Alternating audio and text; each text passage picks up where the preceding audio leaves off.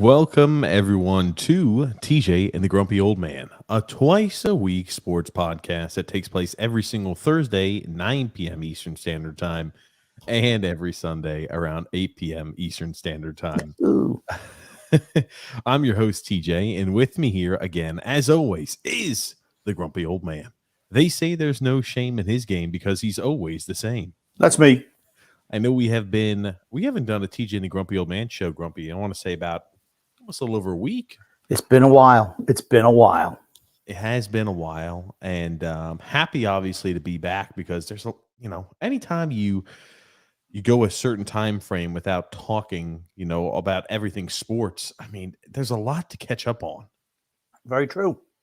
I mean, obviously we've got a lot to cover today. I think the last time we spoke, we were talking about predicting what our World Cup qualifiers were going to be, and well, we've had some blow-ups when it comes to that. Yes. So we do have a lot to talk about today, World Cup-wise, group stages. Got a lot to talk about regarding the NFL and college football. This weekend was a rivalry weekend, a big game between Michigan and Ohio State. Huge action across all facets of sports. It was fun, entertaining to watch. We had Thanksgiving, so there's a lot of Thanksgiving football that occurred. Some shocks, I'd say, across the board as well. So we got a lot to cover in today's show. But before we get too far deep into the muddy waters, if you're new to the channel, we invite you to stick around a while. We invite you to like on Facebook, to follow on Twitter, and to subscribe on YouTube. Yep. So subscribing on YouTube, liking on Facebook, and following on Twitter, Grumpy Old Man. Yes. So that's always the best way to make sure you keep up with all of the action. I know bowl season is going to be peeking its head around the corner. And when that happens, I know Grumpy Old Man and I like to cover a few games live. It's same thing with the NFL playoffs. So, with playoff action, college bowl season right around the corner, we're going to want to cover some of those games live, which will always be a lot of fun. They were last year, and I'm sure they will be this year as well. So we got a lot to do, a lot to cover, Grumpy. Let's talk a little bit about the World Cup, though. I just had a quick question about covering bowl games. Do you think we're going to be covering, maybe some of the bowl championship series games, like with University of Southern California plays in this year? Here we go. Hey, I think they're probably going to be rated in the top 4 come this Monday or whatever, this Tuesday when they release the information. That being said, I do not think that, I told you, I thought that Notre Dame was going to I thought they were going to freaking sweep USC under the rug. My God, you forget, though. Marcus Freeman, I think, has done a good job, but, man, they do not have – ever since Tyler Buchner went out at the beginning of the year, they haven't had an adequate quarterback. Okay. What was Notre Dame's record last year? I don't recall. It was good. But they have 2 losses, maybe 3 losses, 2 or 3 losses. That's it. Right? Yeah, go ahead. Look it up, Hotshot. Look it up. I'm pulling it up so you can have this for the record. That's okay. They were 11-2 last year. 11-2. Right now they're what, 7-4? So you could say they're 8-4. They're going in the right direction, right? Isn't that what you said? They're going in the right direction? Yes, I do believe that. So actually they've gone backwards. Is that the right direction for Notre Dame, going backwards? Maybe that is the right direction for you. But you want to know a team that's going in the right direction is a team that was 5-6 last year. That's now what? 11-1, 10-1. Okay, you look at the teams they played. Coulda, shoulda, woulda. Your record is what you said you are. You are what your record says it is. That's all I'm saying. Okay, they've only had 2 bad losses this year. I just want you to admit. 2 bad losses. I just want you to admit that once again, the Grumpy Old Man was right when talking about the University of Southern California. The season's not over.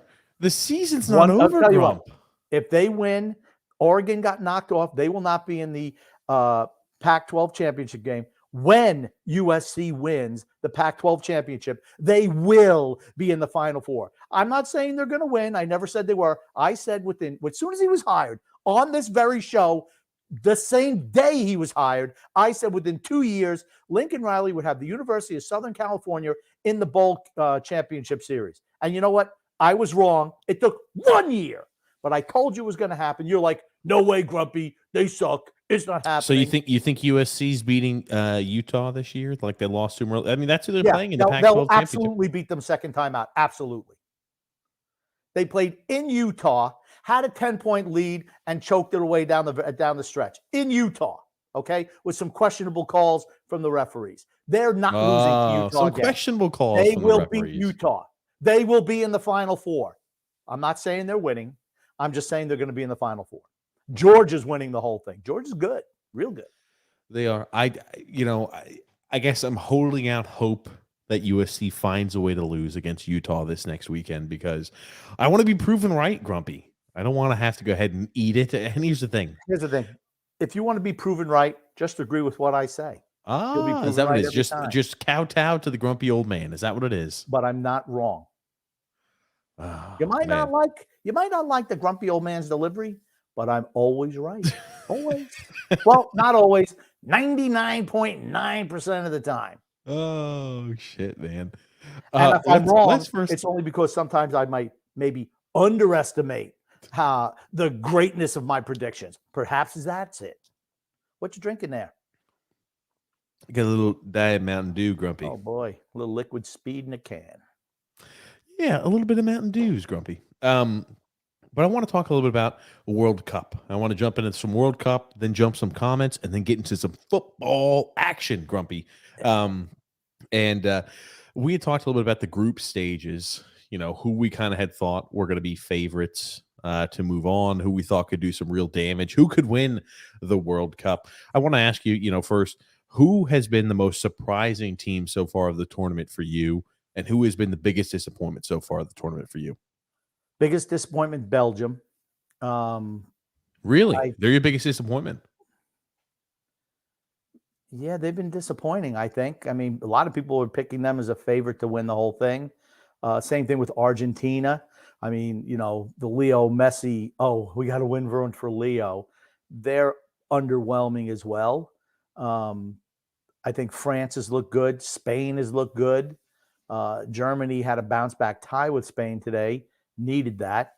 I think that the United States has looked okay, better than I thought, to be honest with you. They have a, win or you're done, I believe, on Tuesday. Yes. Against Iran. So we'll see how that works out for them. What are some of the other teams? Portugal doesn't look great defensively. They're good up top. And I think that Brazil's really good. Well, we got obviously a little bit to talk about. Neymar out injured. Obviously early in the tournament. It's going to miss the entire group stages. Yeah, no, it would have been easier for me to look at, the things if you would have put this up ahead of time instead of me just out of the top of my head. Oh, what did I do? What did I do? I mean, Netherlands played well. I mean, I think they are in a very, very soft, Charmin soft type of division. No, Senegal's pretty good. Ecuador's pretty good. Here's the thing. Netherlands going to win that group. They're going to beat Qatar. Qatar's the worst team in that group by far. They're the worst team in the tournament. I don't know if they're the worst team in the tournament, but they're certainly one of the worst teams. Let's just put it that way. They have the easiest match. In the second one, USA has to beat Iran. 2 draws. Wales is done. The battle of the oil field, grumpy old man. I'm sorry? The battle of the oil field. Battle of the oil field, yeah. I just, like I said, England's going to win that group. And I still think that, I don't know. I see one thing. There's going to be goals in the Iran-USA game. That much I can guarantee you. There will be goals. I'm not picking Iran. I'm not picking Iran to beat the USA. I'm not doing that. Was that, Grump? I'm not going to pick Iran to beat the United States. Not doing it. Is it not a little concerning the U.S. only has 1 goal so far this tournament? Yeah. I don't think U.S. is that great. This is not their World Cup. People, they're ready to win. They're the right age and all that stuff. They're a young team. It's all about 2026. That's what it's all about for the United States right now. But I think they played pretty well. For the United States, it's almost like a promo and an advertisement as to why you should watch 4 years from now. And I tell you what, what's the biggest disappointment is listening to the the broadcasters for the American audience, American TV audience. They're terrible. They're awful. The announcers are terrible. They treat everybody like they have no idea. They've never Ugh. watched a match of soccer before. They don't know a household name. Oh yeah, this Lionel Messi guy, he's pretty good. He's one of the greatest of all time. Come on. Everybody knows who Cristiano, Messi, Mbappe. Everybody knows these players. They're household names. No, they said no one knew who Mbappe was. They didn't know who he was. Anybody who has watched any soccer over the last 4 years knows who Mbappe is. He shined in the last World Cup. Correct. And then we're looking at what group is this? Group C. Argentina, they're not winning the World Cup. Well, first off, they lost to Saudi Arabia the first game. I was like, holy shit. Argentina loses early to Saudi Arabia. And Saudi Arabia is one of the worst teams in the tournament as well.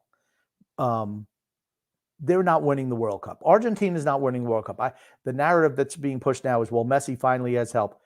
Messi's always had help. He's always had great players. Argentina is a soccer nation. He's always had good players with him, always. Yes. So I think that's disingenuous. Mexico played Argentina tough. They have absolutely no one up top. Except Chucky Lozano. But it's like 1-on-5. Argentina can't play defense. I am really interested to see that Poland-Argentina game. If Poland draws with Argentina, they move on. And if Saudi Arabia draws with Mexico, or if Mexico wins, right, Argentina's out. Well, it depends on goal difference. So like this could be one of these where it's really going to be that day. There's going to be a lot of movement. And also like when we go back to Group A, you look at this, goal differential could very easily be a determining factor between Ecuador and Senegal. No, because they're going to have to win. Netherlands is going to beat Qatar. So Senegal pretty much has to beat Ecuador is what you're saying. Senegal has to beat Ecuador to move on.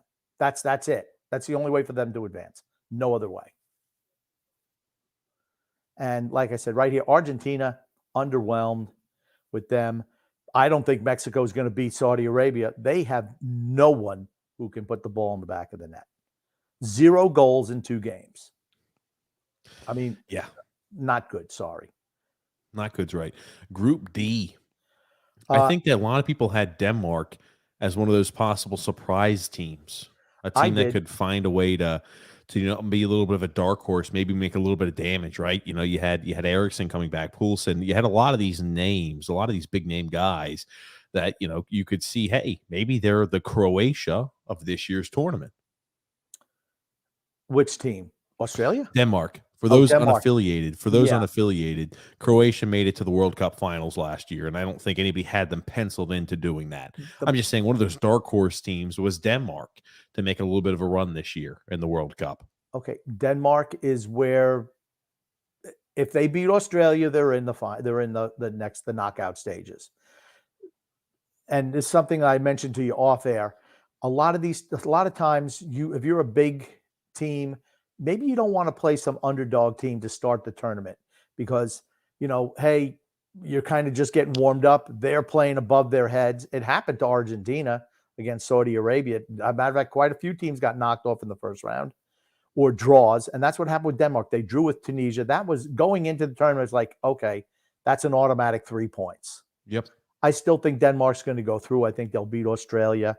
And France is already qualified. France looks good. Their midfield's a little weak, but they're really strong up top. Really strong. France, I was about to say, France, for all the injuries that they have, are still a really freaking competitive team. Unbelievably competitive nation.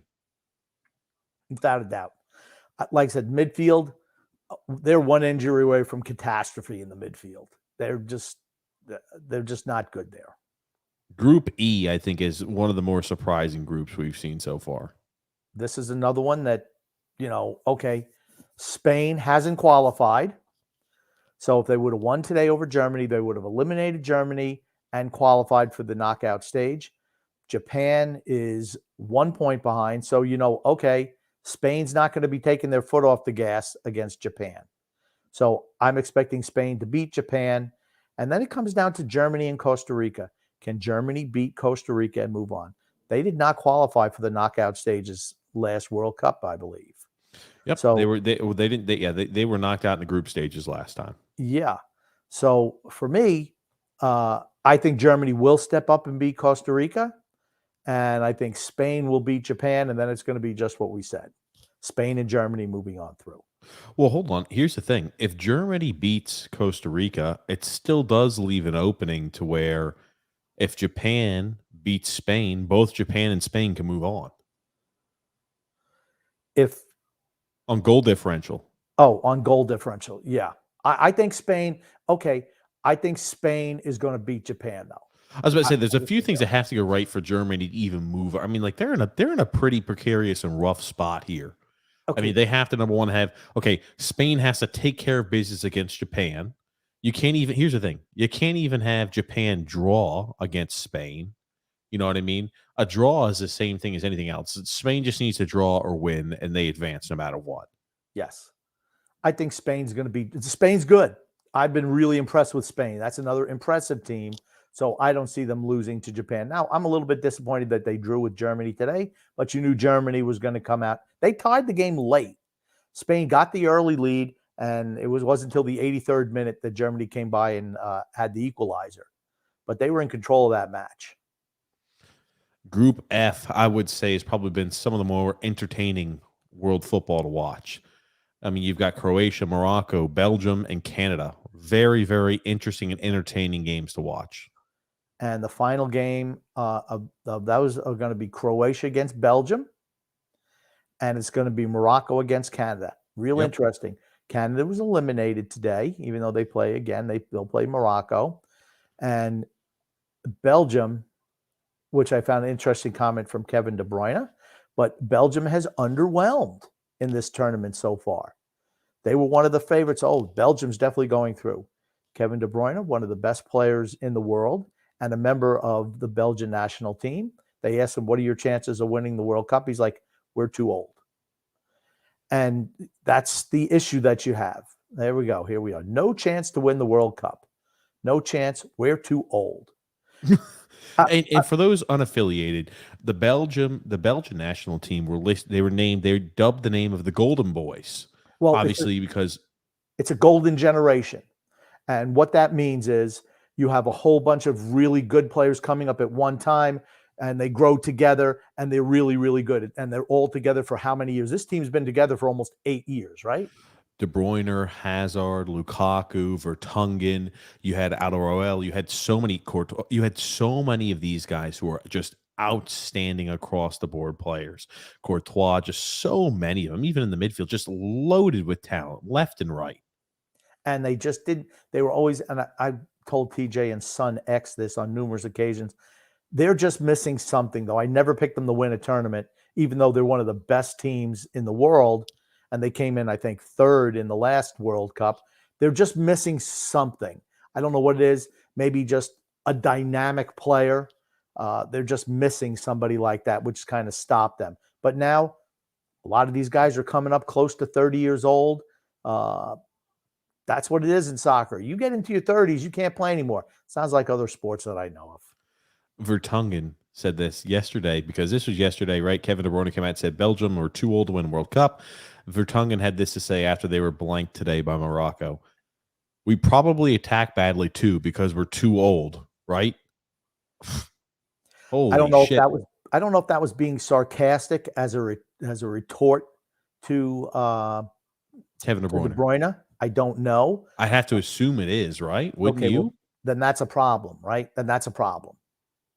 And Vertonghen's an older player, a guy who had played at the top level for a long time. It was not as good in his peak as a guy like Kevin De Bruyne, but again, a very, very talented center back, a defender for them. And, it's not good usually when you have the nation that they're kind of, it seems like, bickering a bit and battling, pulling each other in opposite directions.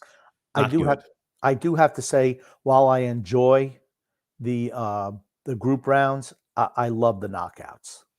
Well, it's because like in the last game of the group rounds, you see everybody's playing for an advance. So there's football is wide open. Everybody is pressing as much as humanly possible, and it's just like anything could change on the whim of the breeze of the day. And I mean, like when you're in the elimination, one game eliminates you. I mean, it's like that the entire game.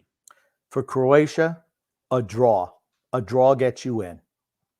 For Monaco, a draw or a win gets Morocco, I'm sorry. What did I call them? Monaco. Sorry, Morocco. If they get a draw or a win, they're in. Belgium has to get a win.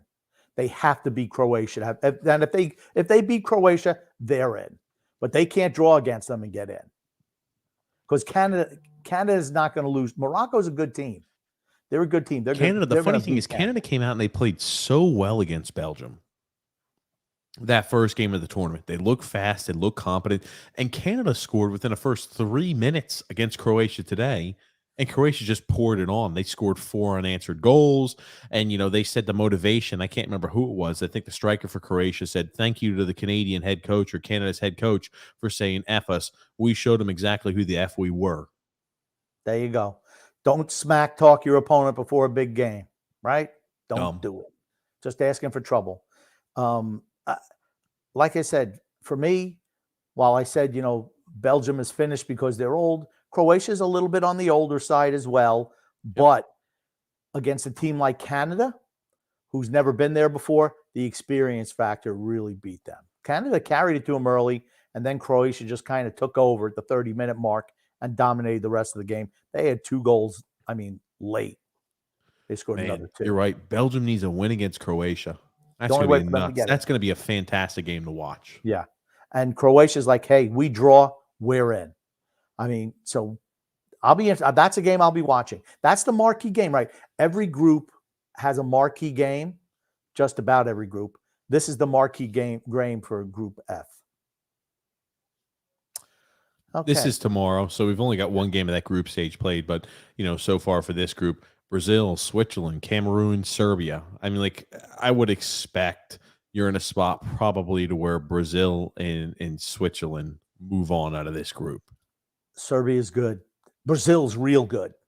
That was the marquee matchup in this group was the first one. Brazil against Serbia. And Brazil is the favorite. Brazil's the favorite to win the tournament. Yeah, and deservedly so. For me, Serbia's tough physically. They beat the hell out of Brazil. Foul. I don't even want to talk about the sketchy refereeing in this tournament, which has been suspect at best. But Serbia, real physical, tried to just dirty it up with Brazil. Didn't work. Brazil's really, really good. They're the favorites. They're my favorites. The big news, obviously, from Brazil, a late tackle comes in on Neymar, and he rolls the shit out of his ankle. When you look at that foot, obviously it's swollen to hell. It looks like the foot of a 400-pound man. Yes.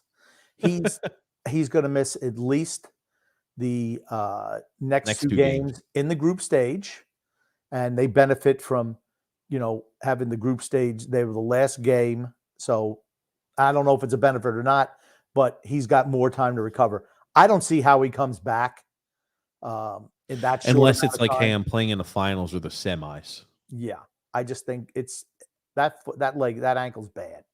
That ankle's bad.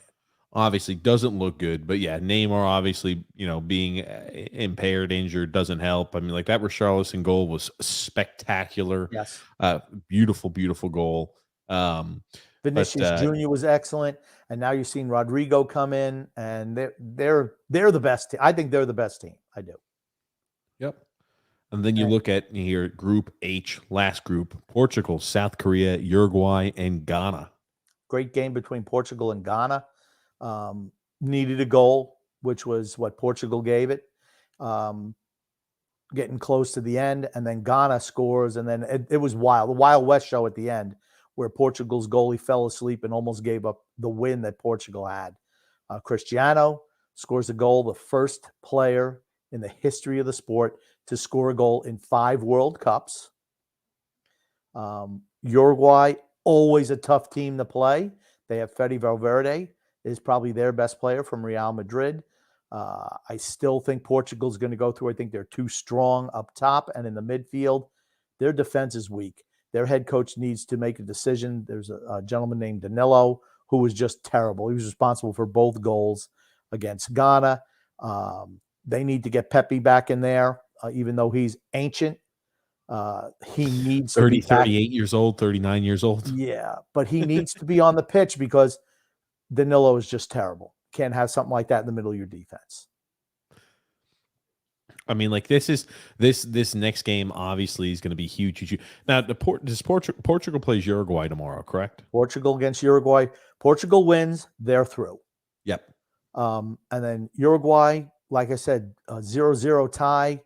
Valverde's their best player. Suarez is still there, but it's Valverde is the guy you got to watch out for. I think that it's going to be a tough game. Darwin Núñez is also good for Uruguay. Here's the thing. This group right here is a tough, sneaky group. I like what Ghana. I like the position that Ghana is. I like the players on Ghana's team. Party. You look at a few of them. They're very, very solid. Uruguay is a very, very solid team, and so is South Korea with Heung-min Son. Yes, but they're a one-man team, South Korea. Yeah. And I think that it's probably a more uphill battle for South Korea. The worst case scenario for Ghana, obviously, if they draw against South Korea, they're in trouble.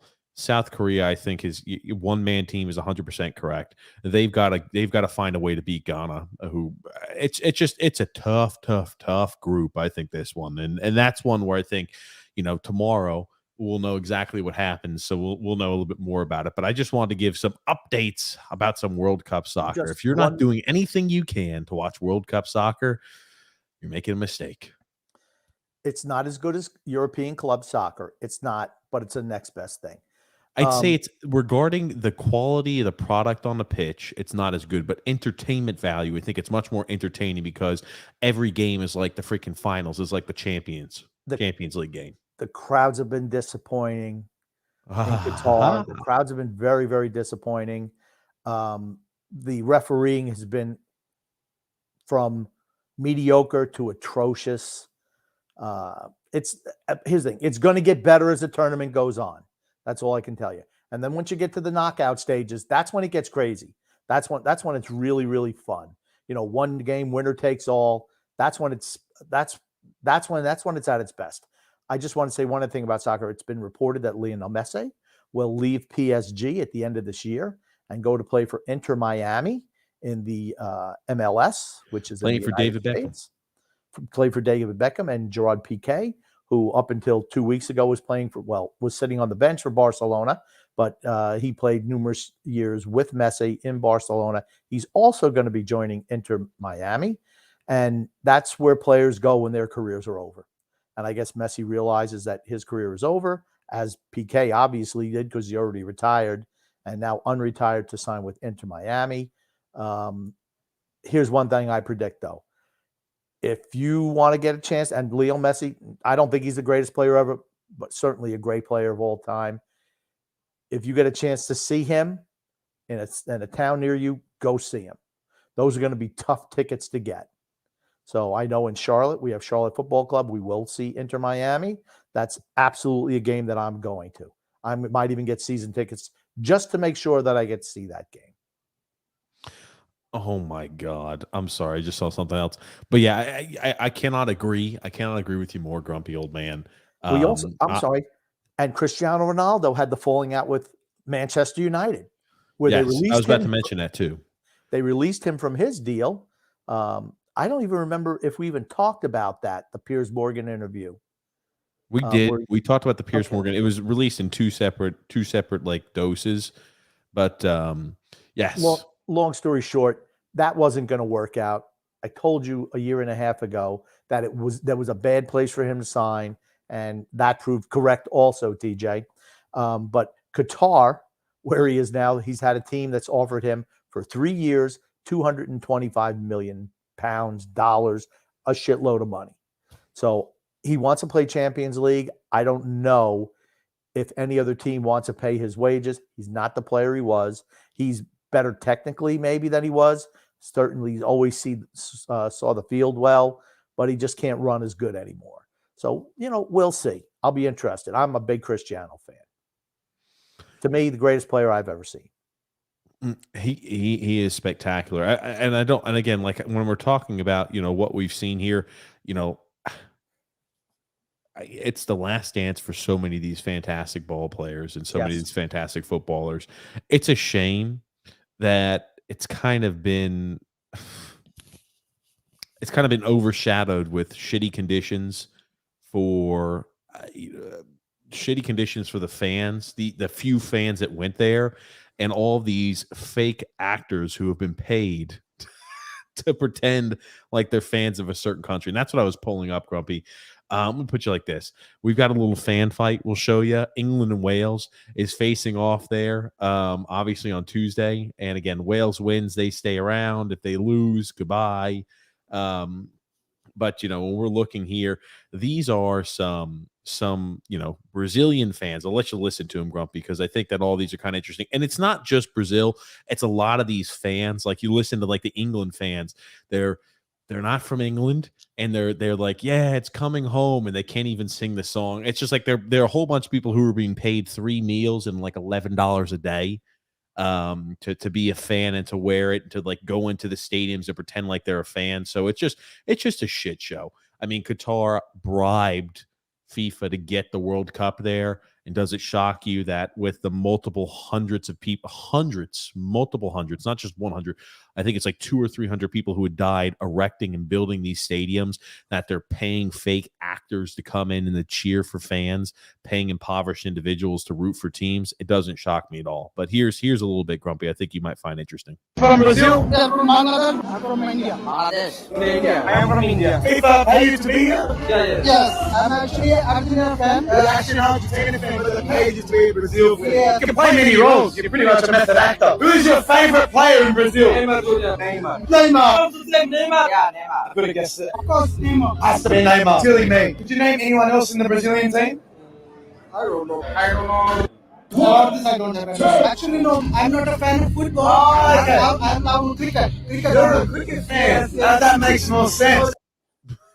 So, Grumpy. Got to get paid. Got to get paid. The entire thing has been an absolute catastrophe. And they were not selling, and the thing is, like, due to religious items, they're not selling alcohol at any of these World Cup games. So I mean, that's what happens when you take money under the table to go to one of these type countries. I mean, it's not like it's a Western civilization. They just aren't. It's like really, they talk about the United States, the 1%. There's a legit 1% in Qatar. Everybody else is dirt poor, and the big guys have all the money. I mean, I don't know. I mean, and they have a lot of backwards thinking stuff, but you know what? That's their culture. And you know what? If you didn't like it, you shouldn't have given them the World Cup, or you shouldn't have taken the money to give them the World Cup, because that's what it was. They just got paid off. They went to jail, but they still got that money. Hey, so yeah, that's what it's all about. Now, this one, now tell me, Grumpy, how did they do for this rendition of "It's Coming Home," a very famous song about England bringing soccer and bringing the World Cup home?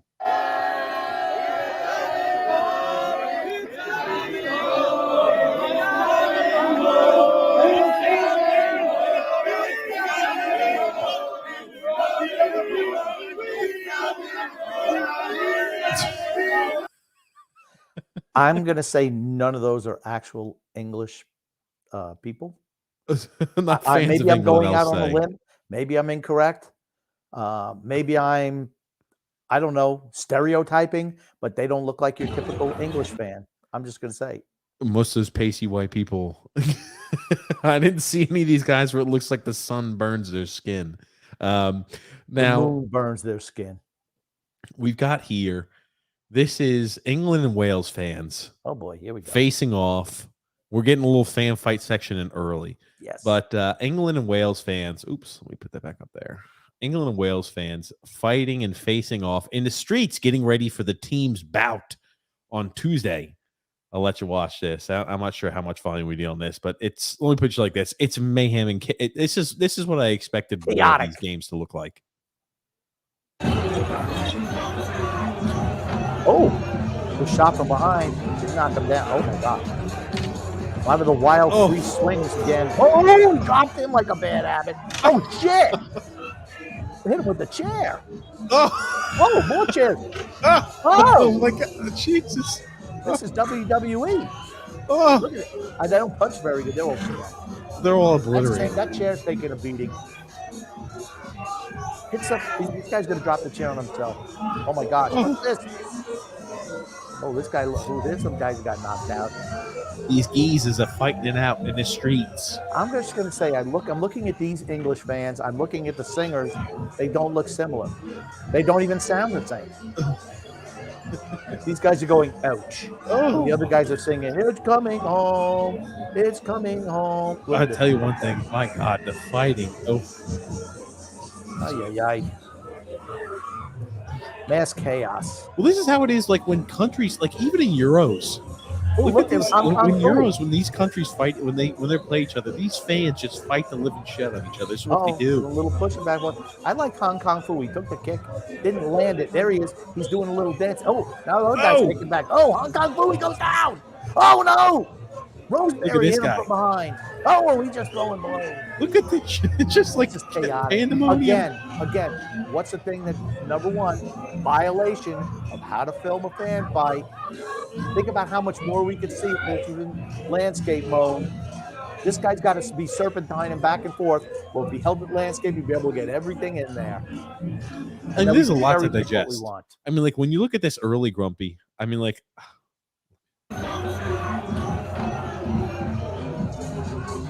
Look at these punches. They're like, it looks like he ripped off somebody's leg. this guy comes over here.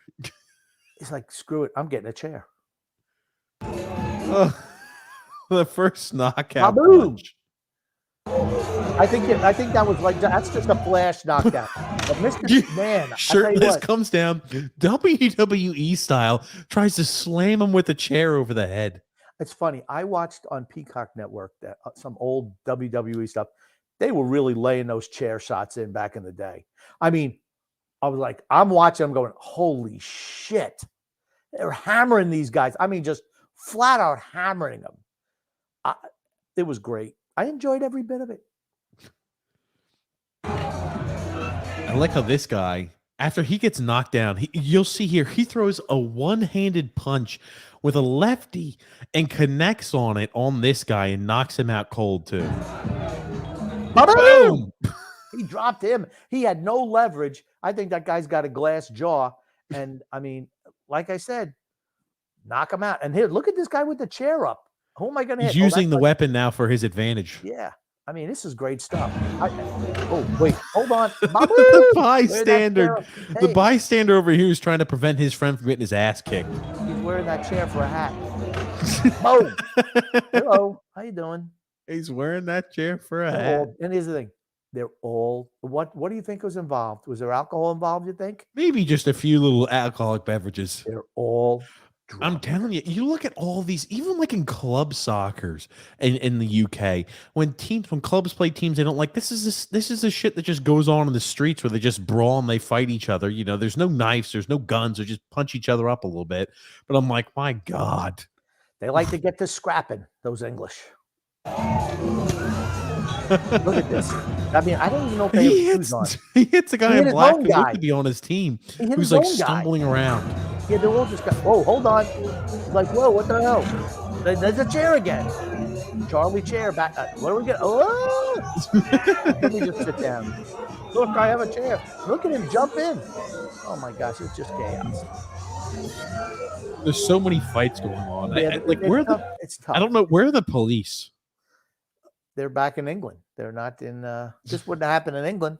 They would have had the bobbies come and just give them a beating with the billy clubs. With the billy clubs just smashing people's face in. Maybe they just roll tanks through the city with target. Oh, I think this is Hong Kong Fooey over here. No, Hong Kong Foo's coming up on the next section. You'll see. Let's get as soon as the next slide to the right. Here we go. Here it is. Watch. Here he is. There he is. Watch what happened. Hold on. He threw He something. threw a glass beer at somebody's Yeah. face. Jesus And then- Christ, Hong Kong Fooey. Yeah, he's just super guy. Hong Kong Phooey. Oh, Oh, watch this. Here he comes. Wah! And he falls down. he missed. And he falls down. Oh, he stumbles. I like There's a everybody's guy- fighting shirtless too. What happened to all the shirts on these guys? They're on That's Hong holiday. Kong Phooey. This guy's getting pissed. He's like, I'm coming to you, Hong Kong Phooey. Boom! He hits him with the Hong Kong Phooey shot to the belly. And there's Rosemary coming and trying to protect. Rosemary was the reception. Hong Kong Phooey's looks like flailing his arms and Yeah, his legs. flailing around. Very cool. Do you see this guy Yeah, smashing his head? bouncing a bit? around. Hey, I'm Muhammad Ali. Do you see him hitting his head, Grump? Well, hey, you got to hit something. Better to hit yourself than hit nothing. Oh, look at these guys. It's embarrassing. I'll tell you one thing. The ball's on this guy who's over here like recording on the front lines. This son of a bitch, he could very easily be caught up into the freaking moment and somebody smack him from behind and he's over here like this, filming. You want to know what, filming, I think it was the first Iraqi war made Wolf Blitzer a star. This guy's a future Wolf Blitzer, perhaps.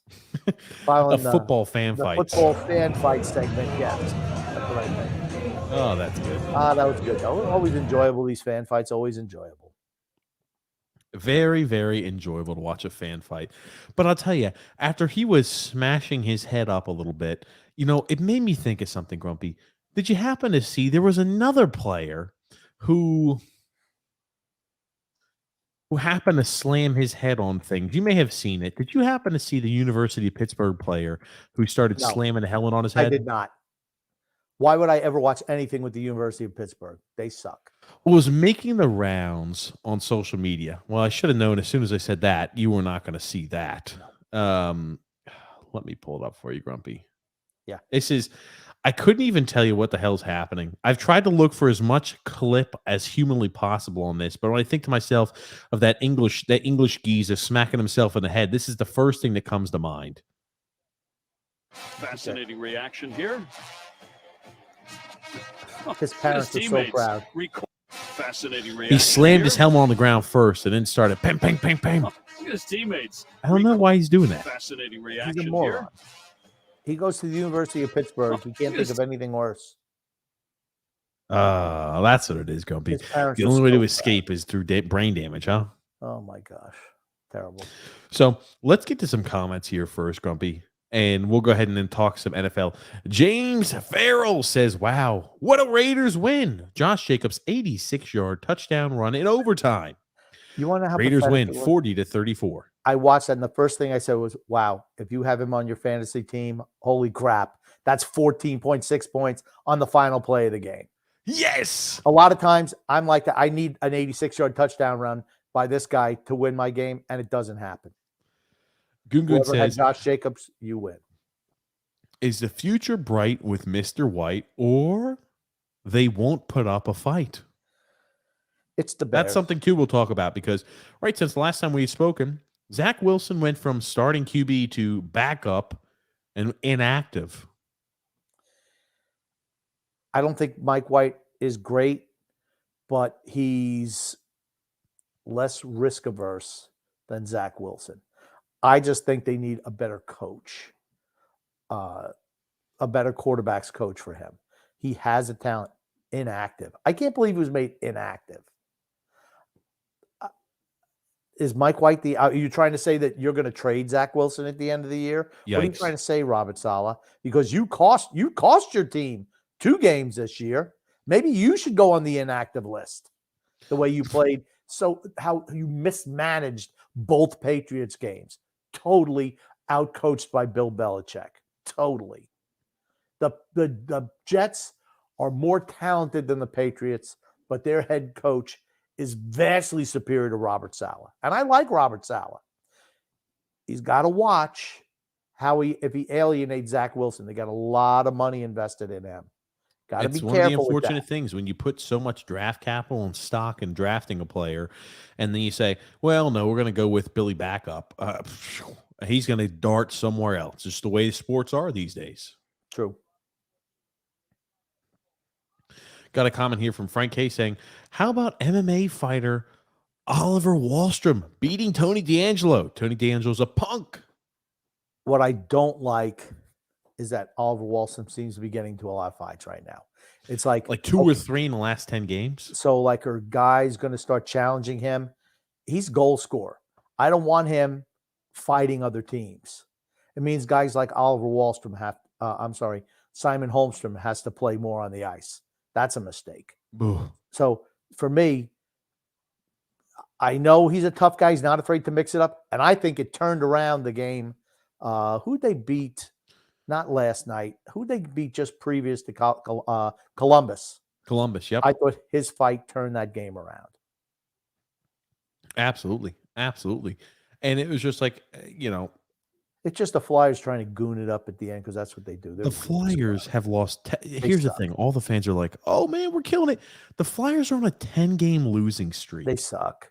They put out. They're the worst team. They're one of the worst teams in the NHL, just like the freaking Blue Jackets. And people are like, oh, great. Yeah, we beat the Blues. The Blues were on a 7-game losing streak. We took care of business against the shitty teams when we had to. For me, you got to make. This is where you got to win games right now. You can't. It doesn't matter. You're winning games. That's what matters. The only thing that is a little bit concerning is we're not separating from any teams really. We're right in the pack. I mean, and here's the thing: we're at the top of the pack, but it's like I'm just.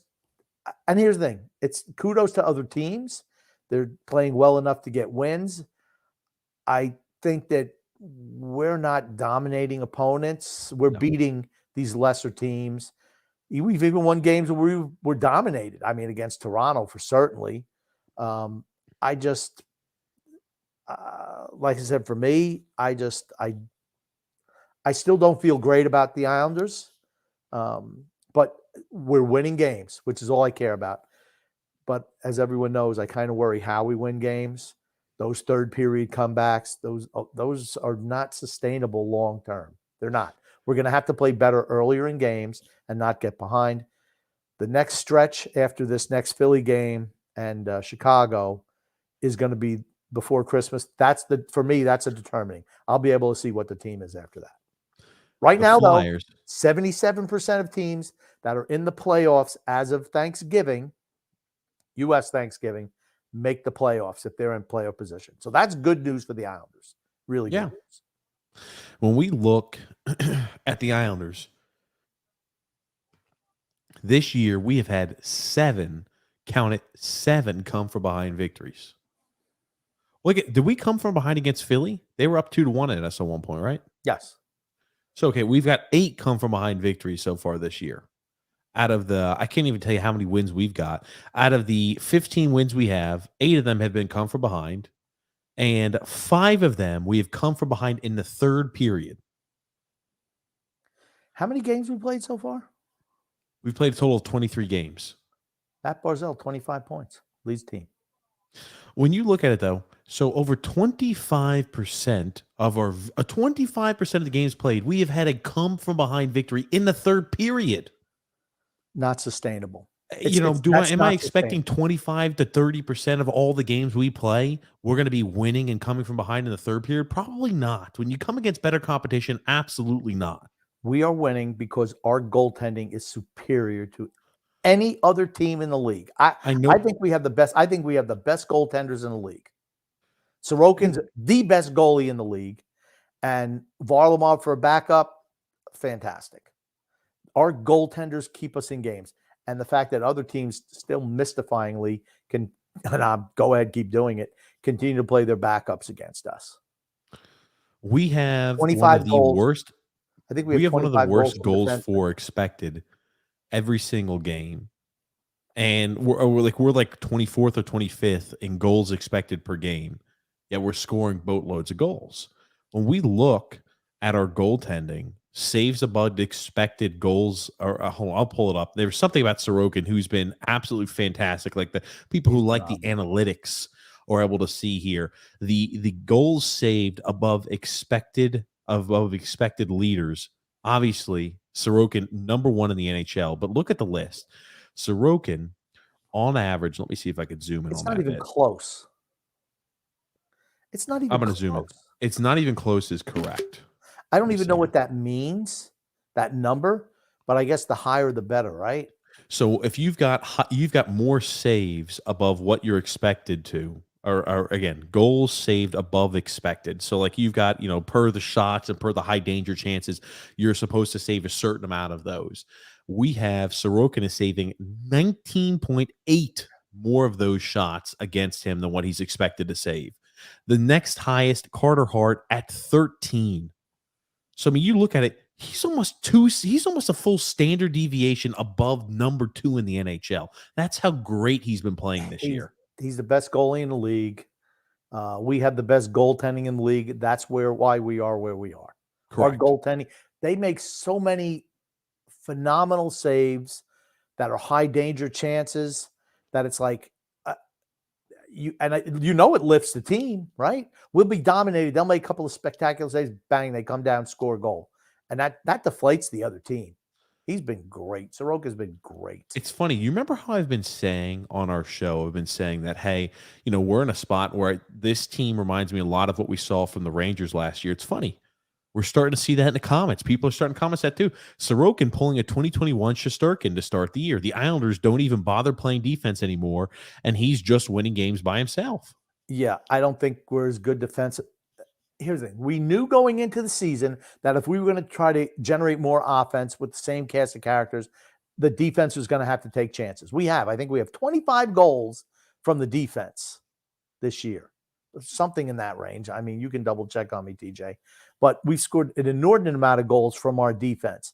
And what does that mean? It means that you can't possibly be as defensively, sturdy as you'd hope to be. You just can't be, because you can't be in two places at one time. And that's right now, that's working for us. Can it all year? I don't know. Rob says, hi, guys. Good to see you. Rob, good seeing you. D-Cut says, TJ, sporting a new hairstyle. No, I shaved. Yeah, you shaved his beard. Look at that. Looks like you got yourself a little raspberry on the side of your face there. That's it. I do, Grumpy. Goon Grumpy. TJ, looks like you have a cut on your face. Did Oliver Wahlstrom punch you? There you go. He did. Someone he put else one right on my noticed too. cheek. I was like, holy shit. Bam. Rob says, Zach who? Oh my gosh, Zach who? I guess all the Jets fans are ready to give up on Zach Wilson. Don't do it. Making a mistake. I'd say. Drew L. Grumpy. Hey, what's going on, guys? I got to tell you, specifically in my money league, I'm starting to get genuinely sad about fantasy. I was up 25, then Josh Jacobs happened. I don't know if I can keep doing it. I don't know either. My teams are rolling right now. Rolling. Had like 10 touchdowns robbed from me. 10 total TDs robbed from me in the season total. That's cost me 4 wins. That's fantasy football. Fantasy baseball is the best because it's consistency throughout the season. It's not matchup specific for the most part. There's too many games, injury specific, stuff like that. You saw that Travis Etienne went out with a hurt foot, right? Was it the same foot he hurt last year? Not sure. Remember, he had that Liz Frank injury that kept him out all of last year. He hadn't re-injured or re-aggravated it, but he left today. He had 2 carries, right? We talk about fantasy. He's on my fantasy team, Grumpy. And we're at a spot to where, let me put you like this, Grumpy. He's out, and who knows how long he'll be out for. I mean, that's the run. That's the name of the game. That's the thing with fantasy, right? Injury could derail your team. Yep. And for running backs, it's like, okay, they're going to get hurt. It's like a car crash every single play. I mean, it's a physically demanding sport, is what it is. Tomfoolery, Grumpy. Hey guys, hi guys. Hey, hi. Just tuning in after the Knicks lost. Yeah, Knicks. Sorry, Knicks. Yeah, I tell you, never fun. Today, Drew L says, today was Travis Homer and Derrick Henry getting the ball punched out of his hands at the 1 during a 70-yard reception. I just need to cope with the pain at this point. Well, you know what? He still gets all those yards. He gets the point for the catch. He gets all those yards. He doesn't get the touchdown. The guy who recovers it gets the touchdown. And he loses 8 points. because he loses 2 on the fumble and didn't get the touchdown, which is 6. No, you don't lose points on a fumble unless the other team recovers it. If you fumble the ball as a running back, even if you recover it, you still lose points on the fumble. Oh, I didn't realize that. Yes, so Okay. 8 Now, points see, win. that I did not know for fantasy. I did not know that. Let's read that, Grumpy. I'll be back in a second. Stephen S., who has a new logo, some type of angry husky dog. Outside of making the top 3 next week for fantasy and potentially one step closer to winning $420, I want to die. Don't say that, Stephen. We look like we lost the axe to Minnesota in the worst way possible and are getting killed by Philly. Oh, he's talking about Wisconsin losing right at the end to Minnesota in the Paul Bunyan Trophy. That was yesterday. That was actually a pretty good game. Wisconsin lost their starting quarterback, and the other kid just sucked out loud. And you're getting killed by Philadelphia. I'm assuming he's talking about the Milwaukee Bucks against Philadelphia. Oh, no, he's talking about the Green Bay Packers. Actually, I think that game is tied or close to it right now. Next comment from Greg Prado. What makes a better gift this holiday season? Volumes 1 and 2 of the A+ albums book or TJ and Grumpy merchandise? Both? Neither? Well, now, Greg, I mean, I know we gave you a whole show to talk about your merchandise, but obviously it's the TJ and Grumpy Old Man merchandise. But I'll give you a pop for your books as well. Really good read. Greg has, I like his writing style, not just your normal, hey, this is a great song, that's a great song, blah, blah, blah. He's also done interviews with members of the bands. That's probably why I left out good bands that I like, because they wouldn't acquiesce to having a conversation with them. But that's okay, Greg. It's still a really good book. And if you're a fan of music, and even if you're not, from that time frame, which I am, good pickups, really good pickups. You cannot go wrong. Get it for the book lover in your family, a music lover in your family. Stephen S., I'm sorry. I mean, our playoff window is already closed, so I have no expectations with the Packers, but we might as well lose by 100 points tonight so that we can convince Murphy to fire Joe Barry. Just embarrassing. One thing I noticed, when you have certain players on teams and they're telling you about their injuries when they're not performing well, that tells me more about that player than anything else, which leads us to Aaron Rodgers. I've always thought he's been kind of a douche. As a matter of fact, he absolutely is. I've had many stories told to me from people in the know. Total me guy. And I guess he's not having the year that he'd hoped, and he's not. But neither is the hero of the people. But you don't hear the hero of the people telling you about his injuries.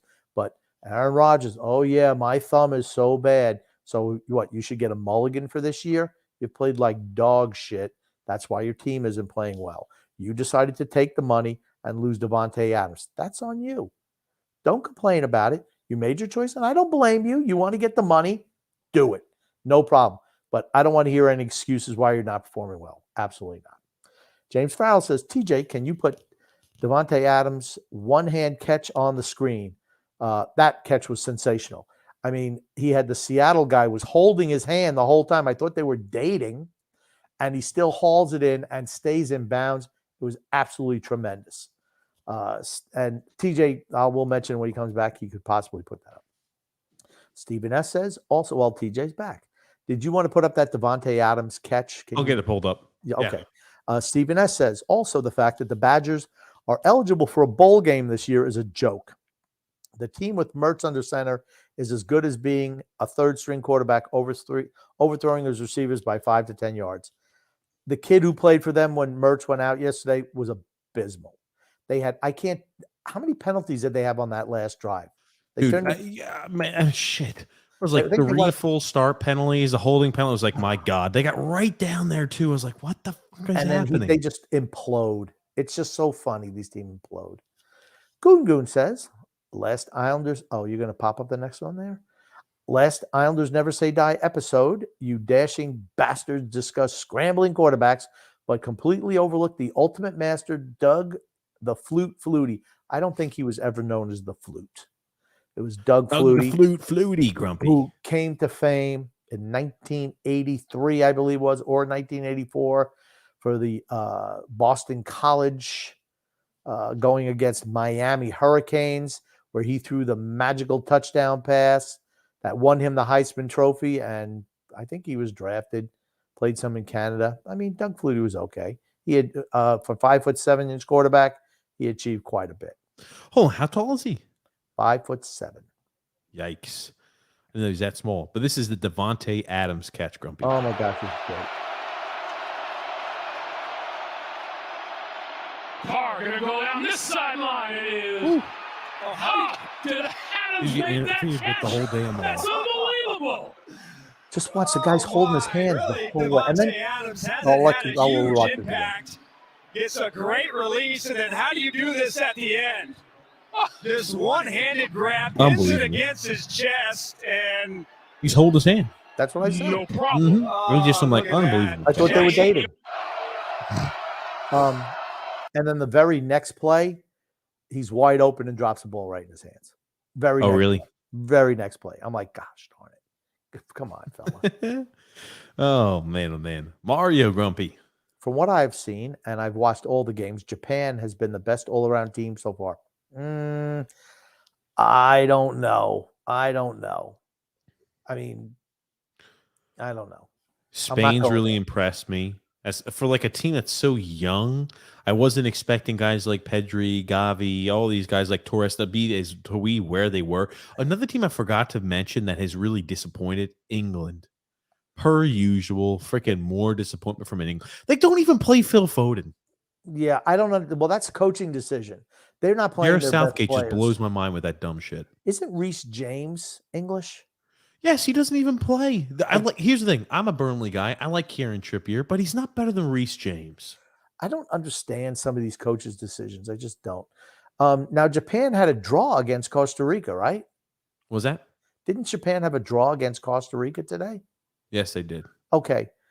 I believe Spain actually they beat- lost. They lost to Costa Rica. If I'm Okay. right. Forget Japan. Forget them. Okay. They're going to get their asses handed to them against Spain. Spain beat Costa Rica, I think 7-0. They Yeah, absolutely 7-0. they absolutely destroyed them. From I think they scored in the 5th minute and they didn't stop till the game was over. They were tremendous in that game. Wow. Whoa, Mario. No way. Okay. Well, come back Thursday and we'll see. James F says, can put up Josh. Oh, I saw that on. Yeah, I tell you, it was a nice run. Josh Allen has had a fantastic year this year, unbelievable year. Or Josh Jacobs. He's a guy who's always hurt, and here's the thing: he's not. He's on the downside. He's not the same back he was. I mean, I have nothing against him, but you can tell he doesn't have that pop that he used to have. Even today on that touchdown, I was like, Hold on, he's 24 years old. yeah, but he's hard years. Running backs last, 3 years in the league? How long do running backs last as top level guys? Not too long. You can mention a onesie and a twosie, but for the most part, 2-3 years, that's it. Injuries wear him out. He's not a lot of injuries. He's got a 5th-year option available for him this year, but I would assume he'll maybe sit out if he doesn't get himself a new contract. This is a contract. I look at it like this. This is almost like a contract year for him. Here's the Because thing. remember, it's a player option. If the 5th-year option is not a player option, that's all on the team. If they decide to pick it up, they have to pay him whatever that is. And if he sits out, he's still under contract. You can't sit out on that. You cannot. Well, let me show you this. Maybe I don't think they actually picked it up, the team option, because you have to pick up the team option well in advance, Yes, correct? you do. Yes, you do. Okay. So the way I look at this was the X in it with dead. I would assume they didn't pick up this option on him. Okay. Well, like I said, he's been banged up. He's having a real good year this year, which is another concern for me. All of a sudden, he's playing great in his, the year before he goes to unrestricted free agency. I don't know. Maybe they did pick it up. I don't know. It says dead, so I'm not sure what that indicates. Okay. I don't know either. I don't know. Remember, like with honestly- Daniel Jones, they didn't pick up his 5th-year option. The team didn't. True. And that was the same draft class year as Josh Jacobs, I believe. So I think they just probably didn't pick up his. I'll look it up though. But yeah, does it shock me that a guy who's pretty much saying, "Hey, I'm about to get myself paid," he's having a freaking career year? No, it doesn't. And Mario says Group A winner is going to come down to goal difference. I'm not sure. We talked about that a little bit. Drew L. Grumpy. I'm scared about the U.S. against Iran. Iran beat Wales, and we struggled against Wales. We were real good against Wales in the first half. Also, Iran beat Wales. That's right. What's the story with Japan, though? Do they have a chance to qualify? They have a chance. I don't think it's going to happen. I think Spain's going to beat them, and Germany is going to beat Costa Rica, and it's going to be Spain and Germany. There's something to be said for pedigree at some of these tournaments. Yeah, absolutely. And then Grumpy Gugoon. Who's tougher, Rocky Balboa, Popeye Post Spinach, or Oliver Wallstrom? I'm going to go with Popeye. I mean, Popeye'd hit Brutus and he'd like blast him over the moon. I mean, it's Popeye very easily. Any cartoon character is way tougher because they could just do more things than normal people can do. I think Oliver Waltherson probably was the toughest out of all those Ooh, guys. Okay, that's cool. Want to show you this, Grumpy. So speaking to the Raider fans, James, speaking to you and all of the Raider fans out there, they did not pick up the 5th-year option. That's what that was. They did not pick up the 5th-year option on Josh Jacobs. And he says it gave me more of a reason to come in every day. You know what? If I'm a Raider management or a Raider fan, I'm glad. So you were coasting because he has not been great the last couple of years. He's not been. His rookie year was his best year. And other than that, it's been kind of pedestrian. Injured a lot. Doesn't, hey, good for him. He's not going to get paid what he thinks because running backs don't get paid. He won't paid by somebody else. He'll be with somebody else, but he's not going to break the bank. That's not going to happen. This year already, he's got more rushing yards than he's ever had in a single season, as well as he'll be having more receiving yards this year than he's ever had in a single season, probably have more rushing touchdowns than he's ever had in a single season. He's had a fantastic year. Again, I'm always leery of guys whose best year by far is their walk contract year. It's like, okay, how hard does this guy play any other time? Aaron Judge, right? Maybe it looks like maybe San Francisco. Mm-hmm. I think that if I'm the Yankees, bye-bye. Drew L. Grumpy. All I know is there's going to be 0 fights in the next Flyers-Islanders game, thanks to Ross the Boss surely being inserted into the lineup. Anytime Philadelphia plays the Islanders, Ross Johnston should be playing because none of that stuff happens when he's on the ice. None of it. He doesn't even have to play much. It's just they're not going to risk it because they're all going to get beat up. James F. says, Grumpy. Guys, do you think the NHL coaches should dress more like the NBA coaches now? I honestly, I don't know what he's talking about. I think all the coaches dress pretty much the same. Do the NBA coaches, they must not be dressing in suits and ties because the NHL coaches all dress in suits and ties, if I recall. I think they should dress in suits and ties. Yeah, I've got no problem with it. Here's the thing: the only sports I'm like, yeah, you don't have to dress in a suit and tie. Like when you're NFL or college football, I'm like, dude, you're standing out there in like 90-degree plus heat in the summertime. I'm not expecting you to be out there in a suit.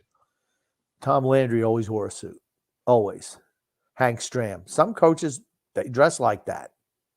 Some don't. I'm just saying you're not going to catch. The police for me saying you should be in a suit or anything like that out there. I just think that the coaches who dress in suits, particularly the ones that are successful, it sends a message of professionalism to the team.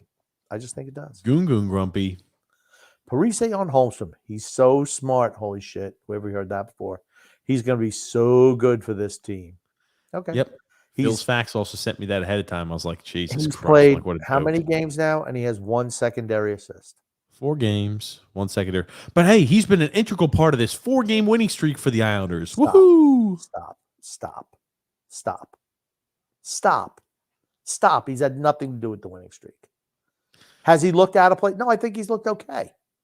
But he's a bottom 6 guy. That's when all right. Said and done, he's going to be a bottom 6 he's guy. He's benefiting from playing with – he gets just as much time as Oliver Wallstrom, if you can believe that. Think about that. First year guy, Oliver Wahlstrom was never given that opportunity or gifted an opportunity like that. Simon Holmstrom, here you go, buddy. Here's the keys to the palace. Come on in. This is an edict from Lou Lamoriello. This is his edict. He and Fredo cooked this one up. Hey, he's our draft pick. The only guy that I draft who's ever going to make this team. He's the guy. We got to shoehorn him in the lineup. And here's the thing. They don't just shoehorn him in. They put him on the first line. Tell me that's not Josh Bailey like. Put the shittiest player on the team with the best so he can cover for him. Mario Grumpy. The third disallowed goal should have been counted, judging by similar goals scored by Brazil, Spain, and other teams. I don't know which. Talking about Argentina. I think Argentina's lost to Saudi Arabia. Okay. I don't know. I don't know. I just don't think Argentina's looked that good. 1 foot. The VAR guy apparently used the wrong something or something. Here's the thing. VAR is just it's a shit show. Unless it's blatant. Okay, if your head is a little bit ahead, stop. It has to be blatant. Not where you got to micromanage to a quarter inch. That's what they did in the first game of the tournament. It's like, okay, that's so wrong. And they still gave it to him. Then looks like they drew something up in crayon to say, oh, no, he was offsides, just to try to keep Qatar in the tournament. That is ridiculous. No. Oh, man. Drew L. Yeah, I said this on draft night. Holmstrom is basically Josh Bailey's replacement. That's exactly what I said. I thought he was Josh Bailey 2.0, the night of the draft. James F. says, maybe the Islanders can trade Josh Bailey and Palmieri to Saudi Arabia soccer team. Why not? What the hell? I think you can wear beards there. You heard the Saudi Arabian soccer team, they all got free Rolls Royces after that win against Argentina, right? What does it tell you about the government there?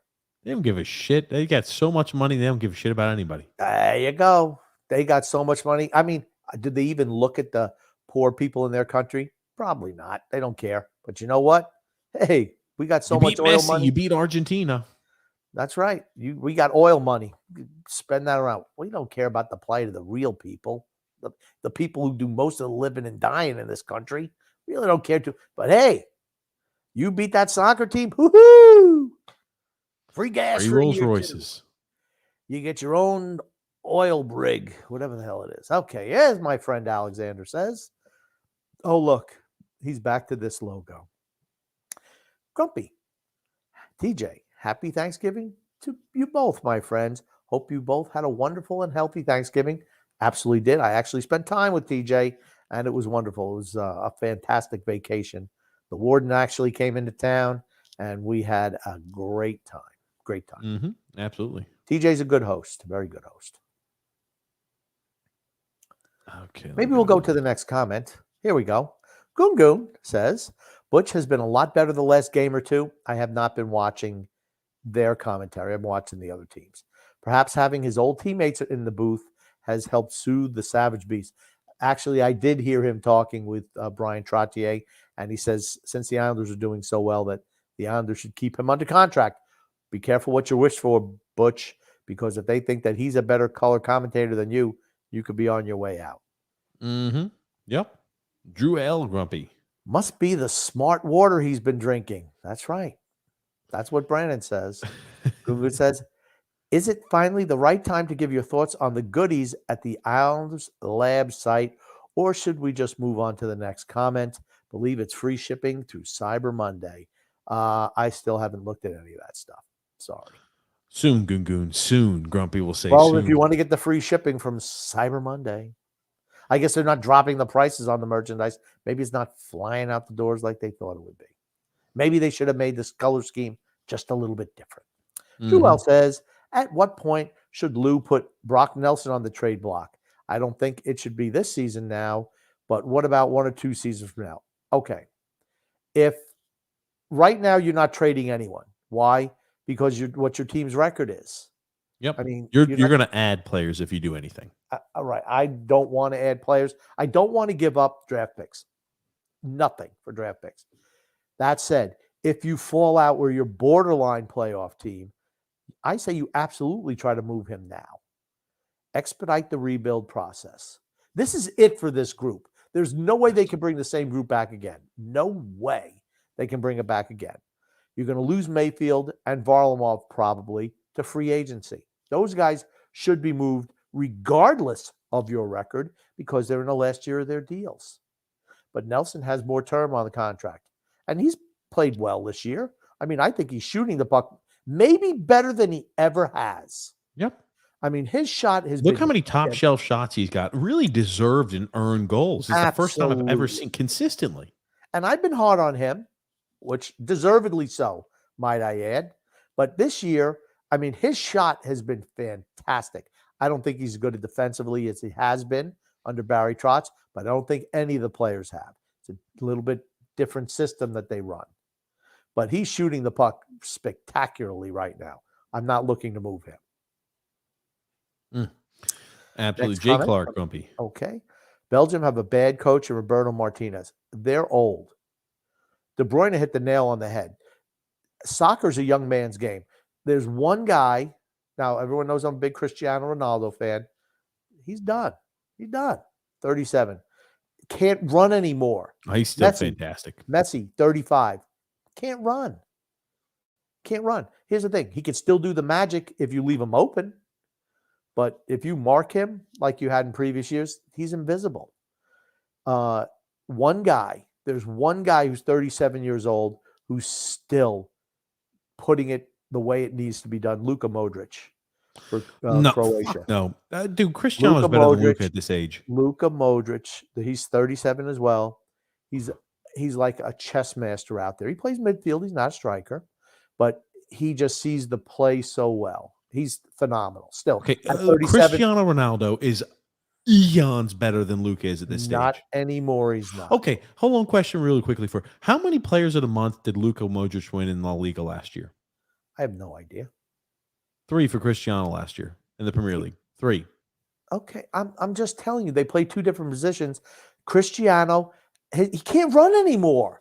He can't run anymore. Can't run. That's all I keep hearing. He can't run But he anymore. He can't. still kick the shit out of the ball. Can still have fantastic header. but Still he does a great job with physicality. Still does a great job when you talk about box. Just stop. Just stop. Just stop. He's my favorite player of all time. Just But stop. he's not the same guy. He's just stop. not. He's just not. Yeah, He's is he not- the there's guy who's nothing going to be wrong with scoring? Is saying he the guy that. who's going to be scoring over a goal a game? No, he's not that same guy anymore. But he's still a guy who consistently puts up points and does a fantastic job. You're just But dead he's wrong not about the same guy. He's just not. that. Jewel Grumpy. Joel says, "Oh yeah, so TJ, I have a question for you. Was I right on Zach Wilson or Mike White now? No, It's way too early to tell." it's one game. Here's the thing, too. The freaking Ravens blow. And here's another thing.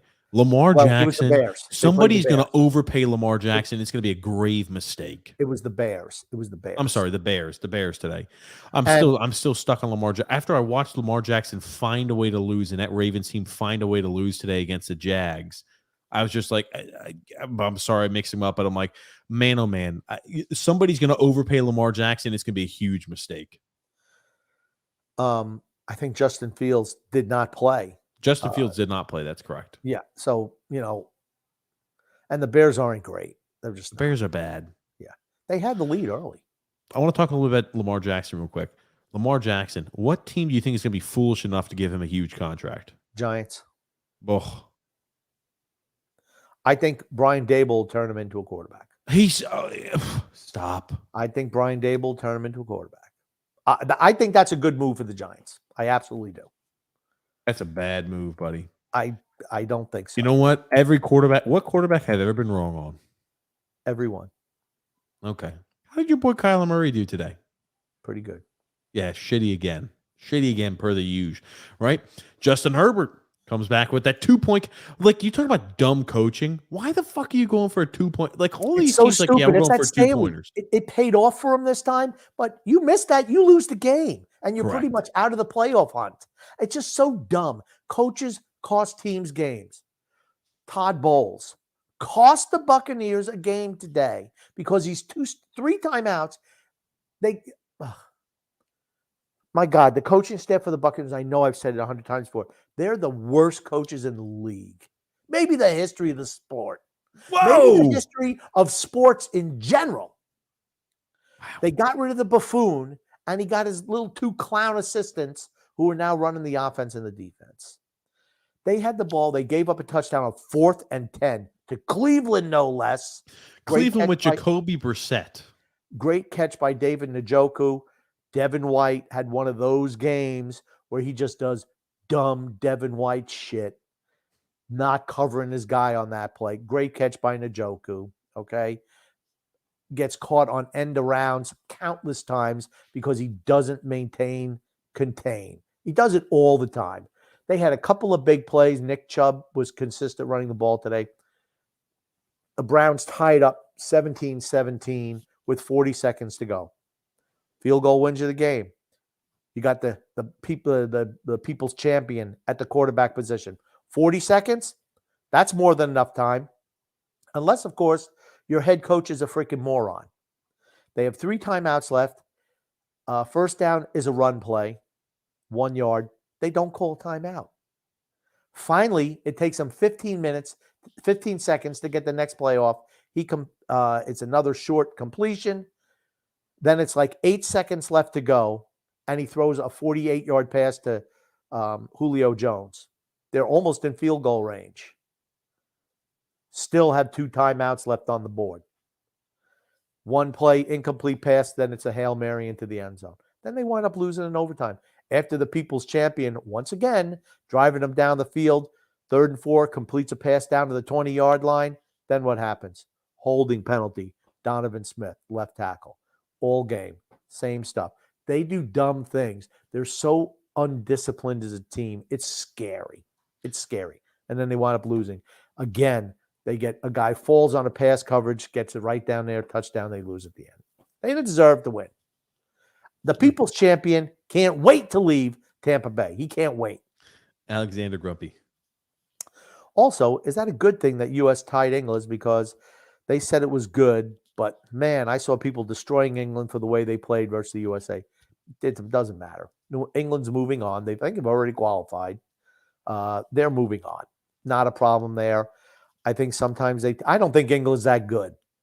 But they're sitting some really good players on the bench, which just is mystifying to me, honestly. Just mystifying. I just think they ride those old guys way too long. Harry Kane, vastly overrated. Here's the thing. England technically might not qualify. It would have to be something drastic. So, like, they would have to get absolutely taken to the cleaners against Wales. Iran would have to draw, or they'd have to win. It'd have to be pretty much England has qualified. They haven't technically officially qualified, but for all sakes and purposes, they have. I don't think England has looked good just simply because they don't have a real score.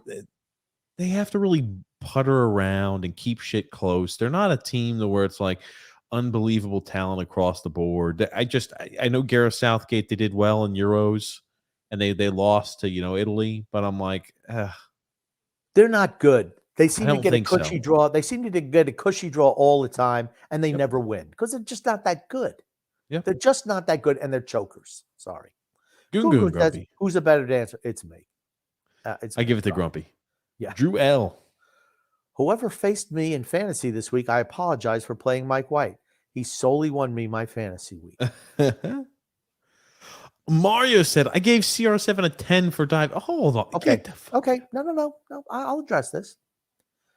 What's the one thing you cannot do when you got a guy in the box? You cannot stick your foot in between his legs. If there's any contact, it's going to be a penalty. Any contact. Cristiano made him, and he's still capable of making those moves. Doesn't have the pace, but he's still able to do those moves. He put himself into position to draw the foul, which is exactly what he did, and he finished it, which is what he always does. He was robbed of the first goal when the guy from Ghana flopped when it was shoulder-to-shoulder contact. That was horseshit. So even if you want to look at it, right, unfair penalty, he should have had the first goal on the board in the first half where the guy just flopped. And that's what Cristiano still does. He is the greatest player at finding open space in tight areas. The best ever. I've never seen anyone do it. He's able to find when everyone else is panicking. He's so calm and smooth, even to this day. And that's what he did there. He manipulated the Ghana guy. He got behind him. Was there a little bit of contact? Borderline. Okay. Certainly not enough. He just took a flop. And He Cristiano, had bad position against Cristiano, and he said, "Shit, the only thing I could do was just flop to the and ground and that's, hope that's they give exactly me what the happened. call."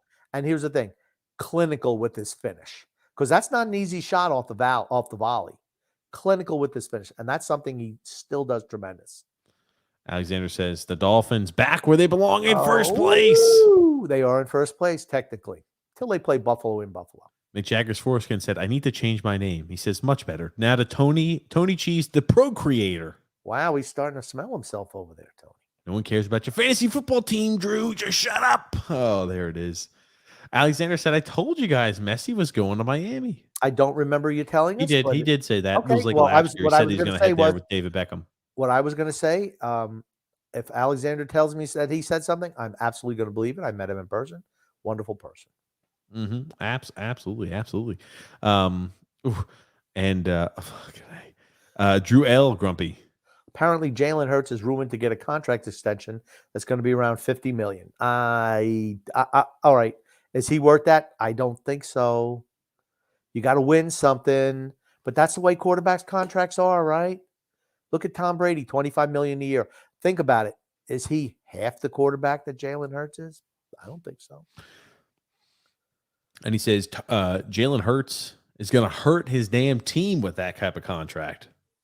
And I do not blame him for taking the money. I don't blame him, but what I don't want to hear is further as well, hey, my teammates aren't good enough or this isn't good enough. There's the rub, right? That's the rub. Same thing with Rodgers crying about the injured thumb. Same thing. I don't want to hear it. I didn't realize the Packers defense switched defenses with last year's Chargers defense, where they were a literal turnstile. They couldn't stop anything from coming through. Sigh the disappointment. Sorry, Stephen. I think it's 2020 at half or something like that. Yep, 2020, I believe. Drew L says, I think Kyler Murray is making the same money as Mahomes and Hurts with that new contract. Well, you know what? That's what happens. If you're the first guy to sign, you set the barometer, but you sign a 10-year deal. Unless they renegotiate, everyone who comes after is going to make a little bit more. That's just the way it is. Yep. Nature of sports. Tony Cheese says Arizona should have let Kyler Murray walk. Kyler Murray not good enough for that contract. That's how it all started. He's an above average quarterback. That's it. How old is he? 25, 26. Okay. That's fine. No problem. 25 years old. Okay. Yeah, he's young yet. Alexander Grumpy says Hong Kong Phooey. It's Fooey. Phooey. Hong Kong Tony Phooey. She says whoever the DJ is playing that shitty music is the real criminal in that video with everybody fighting in the streets. There you go. Here you go, Grumpy Goon Goon. The street fight video. Perhaps they were fighting for the right to freedom of speech. I don't think that was it. They were just fighting and fighting. They're just fighting over. I did find one thing funny from Eden Hazard. I don't know if anyone knew there were certain teams wanted to wear some type of something. One Love, because Qatar in the nation is very anti-LGBTQ, very homosexual, everything like that. They don't like them. That's the culture there. You don't Right. like it. You know what? You can believe what you want. They believe what they want. That's what makes the world go round. But to try to say people should do something your way, I don't believe in that. I don't believe in judging. So it is what it is. But Eden Hazard said something to these teams. Well, maybe, we just try to focus on winning. He said maybe they should have tried that instead. Well, of so worrying. Germany, if they were going to wear the One Love, and the same thing like Belgium had one on the back of their jersey, like on the back of the collar, they said you got to remove that. FIFA did, otherwise you're going to be penalized. You're going to get a yellow card to start the match. If you want to do that, you can. Because but FIFA Germany, doesn't instead believe- of doing the One Love on the wrist, and the same thing with Harry Kane, they did this. They covered their mouth like they're not allowed to speak up there. They're not allowed to share what they think. Just grow up. I mean, but the whole thing is, what does FIFA say? They don't believe in politics. This is sport, not political. And kudos to them for saying that, honestly. Yep. But after the match is yes, but afterwards they lost the match. They would have done better not to do it and to win. We're here to play football. I'm not here to send a political message. Thank you very much, Eden Hazard. You're grumpy. Joel says, speaking of football player age, TJ, pull up the video of one of the Broncos defensive tackles yelling at Russell Wilson earlier. Yes. Yes. He got in his face today. They were, again, terrible. The Panthers of all teams just destroyed the Broncos today. And I think you're seeing the cracks. Wow, worst trade. I don't know what's with Russell Wilson. Did he just get this bad this fast? I mean, because he is terrible. I said it week 1. You remember week 1, I said he's not throwing the ball right. Something doesn't look right with him. You remember that, DJ? I remember you Week said 1. that. Yep. Week 1, I said he's not the same guy. I didn't know what it was. Is it an injury that we don't know about? Or Remember, he what? is banged up slightly. Yeah. I just think he's finished. I mean, like, it's unfortunate too. Because here's the thing: all goofing aside, right? Russell Wilson seems like a nice guy. I know his ex-teammates hate the living shit out of him. I couldn't tell you why. There probably is a reason for it. I know that teammates now are not big fans of his either. But I'm like, so there's reasons for this. But I think this may go down as one of the worst trades in the history of the NFL. Yes, I agree. Because right now, where the Broncos are, that first-round pick is going to be the 3rd overall pick in this year's NFL draft. Yeah.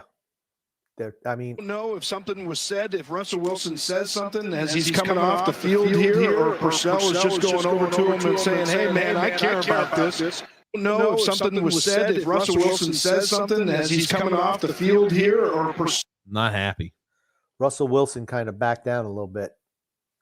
Here's the thing, though. He's not the leader on the team. These guys who have been there for years and years, that's the, He should be. He should be. You're the quarterback. It's funny. I'll You're tell a you, 12, Russell 13-year veteran. Wilson, You should be the leader of the team. Russell Wilson, do you remember when he played at NC State? He used to be the quarterback, and we're taking it way back. When he was in college, he played his first 3 years at NC State as a starting QB and then transferred to Wisconsin. Yeah. I believe it was Tom O'Brien was the coach at that time period of the NC State Wolfpack. Yes. And I remember he was there talking to other players on our team in high school at that time period. I remember somebody had asked him about what the hell's going on with Russell Wilson. Well, he had just kind of like tuned out. He wanted to play baseball. I think they were not happy with him playing baseball. They said, you believe baseball, or, you can play football and commit yourself only to them, blah, blah, blah. Something had happened. Then he just stopped returning their phone calls, stopped returning their text messages, just went ghost on him. And then he went and transferred to Wisconsin. So I'm like, there must be more than what meets the eyes to this situation. Like dating this back. And again, like that Tom Wilson, I mean, that's a long time ago. Well, we don't know what this was about, but Or Tom O'Brien, I'm sorry. Yeah, here's the thing. When you're losing games, tempers get a little frayed, shall we say. That's what happens. If they're winning, no one's saying anything about anything. It's when you lose that you hear all these things. Yep. Winning cures all ills. When you lose, well, turns a mountain into a molehill, or a molehill into a mountain, whatever. Alexander says, with Mike White, even the sun shines on a dog's ass some days. Stephen S. says, 9 picks on the season for Rodgers this year. His second interception, slow clapping. This season will not end fast enough, will it? No, it won't. Stephen S. once again, his second interception tonight, autocorrect. Also, seeing TJ without a beard is terrifying. It's like I'm looking at a replica who's taking your identity without you even realizing. I'm glad he shaved. Yeah. Jewel Grump. I got to tell you, Trevor Lawrence had one of the most inspiring comeback games today. He was a freaking hero for Jacksonville. He'll be one of 2 quarterbacks in this draft that will be competent. He's going to be the best quarterback in the draft. Yes, absolutely. He's great. He's fantastic. He's good. You got to understand. He went to Jacksonville's freaking. They're still bad, but they were unbelievably bad, and they had that clown Urban Meyer as head coach. I mean, give him a little bit of time. You see the talent he has. He's immensely talented. We got here comment, Justin Fields. Oh, it was the second one. Second We'll one. see. He can run. He still hasn't learned how to pass. Here's the thing. Quarterbacks that base all their production off of running the football will have 1 or 2 years where they're very successful. And it's like, damn, nobody could stop him. He's doing everything fantastic. We can't be stopped. And then once they find a way to say, okay, we're going to prevent you from rushing the ball for 170 yards a game to maybe only 50 or 40, then you start to see that quarterback really fucking struggle, because it's like, I can't run for an extra 100 yards that I had banked in, and they found a way to game plan and scheme against me. When my team does this, when our team does this, this is more what I'm prone to do. When I roll out of the pocket in this direction, this is how often I'm willing to go ahead and scramble and immediately run the football. They find ways to scheme against that shit, and you just see the guys who can't actually throw the ball struggle long term. You have to be able to throw the ball accurately to the wide receivers, make good reads to be a quarterback in the NFL. Oh, successful one. A successful one. Speaking about throwing the football, not being a runner, CJ Stroud faced off against CJ Stroud and the Ohio State Buckeyes faced off against the Michigan Wolverines this weekend. What did you think of that game, Grump? I was surprised with how Michigan took over in the second half. Absolutely. At Ohio State. Really surprised me. And Ohio State, even though last year notwithstanding, has owned Michigan the last decade. Yep. And certainly since Jim Harbaugh's been there. Absolutely. You spoke last year how Jim Harbaugh, if he didn't beat Ohio State, should lose his job. I said he could be on the hot seat. And I stand by that statement. He's won 2 years Jim in a row Harbaugh now. had lost like to Ohio State 6 or 7 years in a row. Yeah. He could never win the big game. And like, here's the thing. If you can't beat Ohio State, you're a Michigan head coach. Eventually, if you lose to them year after year after year after year, you're going to be held accountable for that shit. It's like when John Cooper was Ohio State's head coach in the 1980s, 90s, whenever it was, 2000s, and they lose one game all year. It was to Michigan. I think he coached there 12, 13 years. And I think he had 1 or 2 victories. And, that's all they remember is he could not beat Michigan. Well, I said, I was surprised. I thought Ohio State would beat Michigan. Didn't happen. Kudos to Michigan and Jim Harbaugh. Good for you. I'm pulling up his record, John Cooper, with Ohio State. And you look at it year after year. He coached from 1988 as the head coach. He came in there as interim head coach. They went that was first year, went 4-6-1. Their team started to get good through 95. Yeah, that's right. 11-2, 11-1, 10-3, 11-1, 6-6, 8-4. He was then canned. Yeah. Couldn't beat Michigan. Couldn't beat Michigan. That's what could not beat Michigan. Sorry. Remember Woody Hayes. Just remember Woody Hayes. Let me ask you this. What do you think that game does to CJ Stroud's draft stock? Not much. I don't think CJ Stroud's that good. I don't either. I just don't. I was expecting him to take a real step forward this year, and I don't think he's done that. Yeah, he's not. He's not. They still say he's the co-Heisman favorite with Caleb Williams out of USC.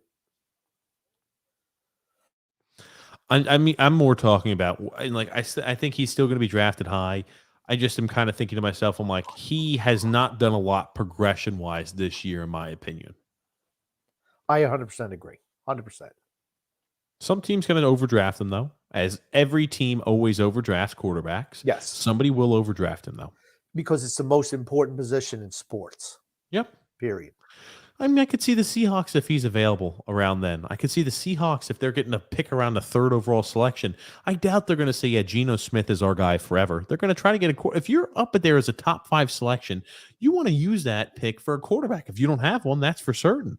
And by the way, the Packers game is literally a shootout. I feel bad for whoever bet the under in this game. 27-20, 3rd quarter.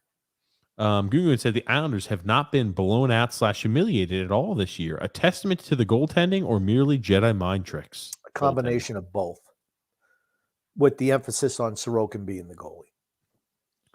19.8 saves above expected averages for him this year. Holy shit.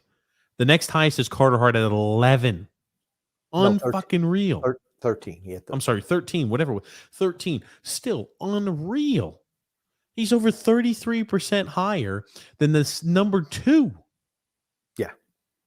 He's the best goalie in the league, period. By a country mile. And that's the only reason we're winning games. Only reason. At the quarter pole, he's the Vezina winner. Yep. The quarter pole. And maybe he struggles in the second half. Or maybe he struggles towards the tail end.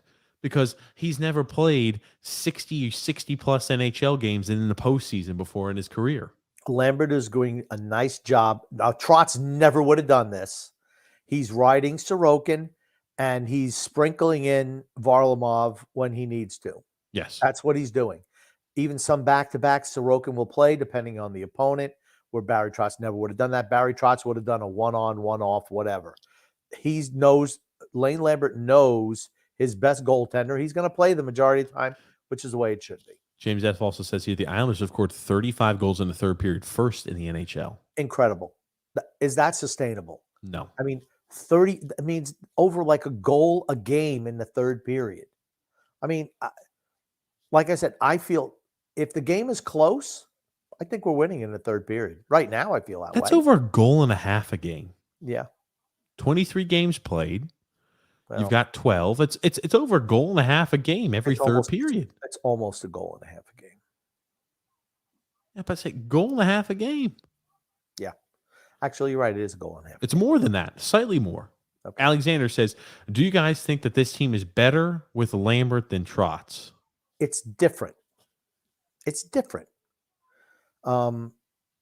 Except for last year when Trotz was coaching, the Islanders put up good records those years also. They'd have bad stretches, and there's going to be bad stretches under Lane Lambert. There will be. How does he handle that? I mean, because when Trotz was coach, we'd lose 7 in a row, sometimes 8 in a row. We very easily could have that here too. We've played really shitty teams and we've benefited from Close so game. many things this Yeah. year. Could we easily have things where they compile in the opposite direction? Yes. It's not all sunshines, and it's not all sunshines and rainbows, and it's not all rainstorms. It's somewhere in the middle. Hey, keep winning. You got to keep winning. That's, I know it's so simple to say that, but tougher teams are coming up ahead. I just wish that we had a bigger gap on some of these teams. That's all.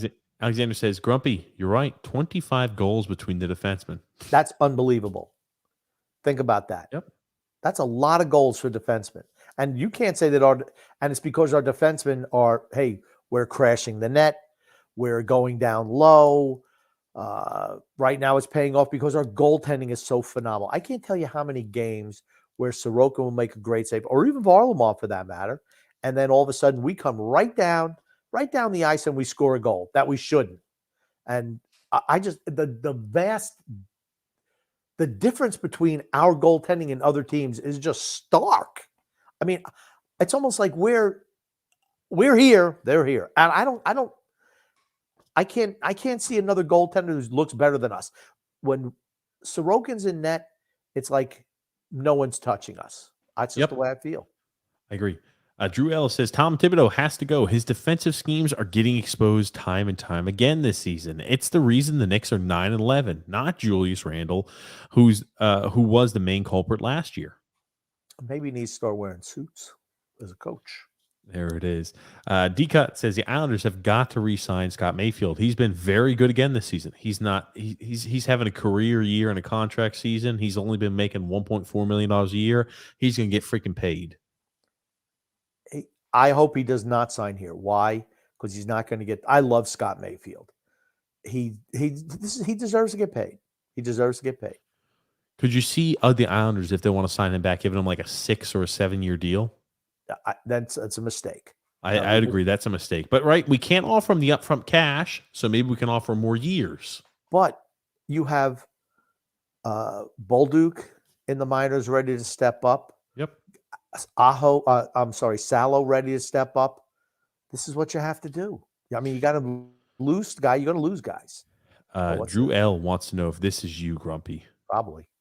Let me put this on. I've not looked at this. He said he checked the lyrics, no potty mouth words in this, so we're good to go.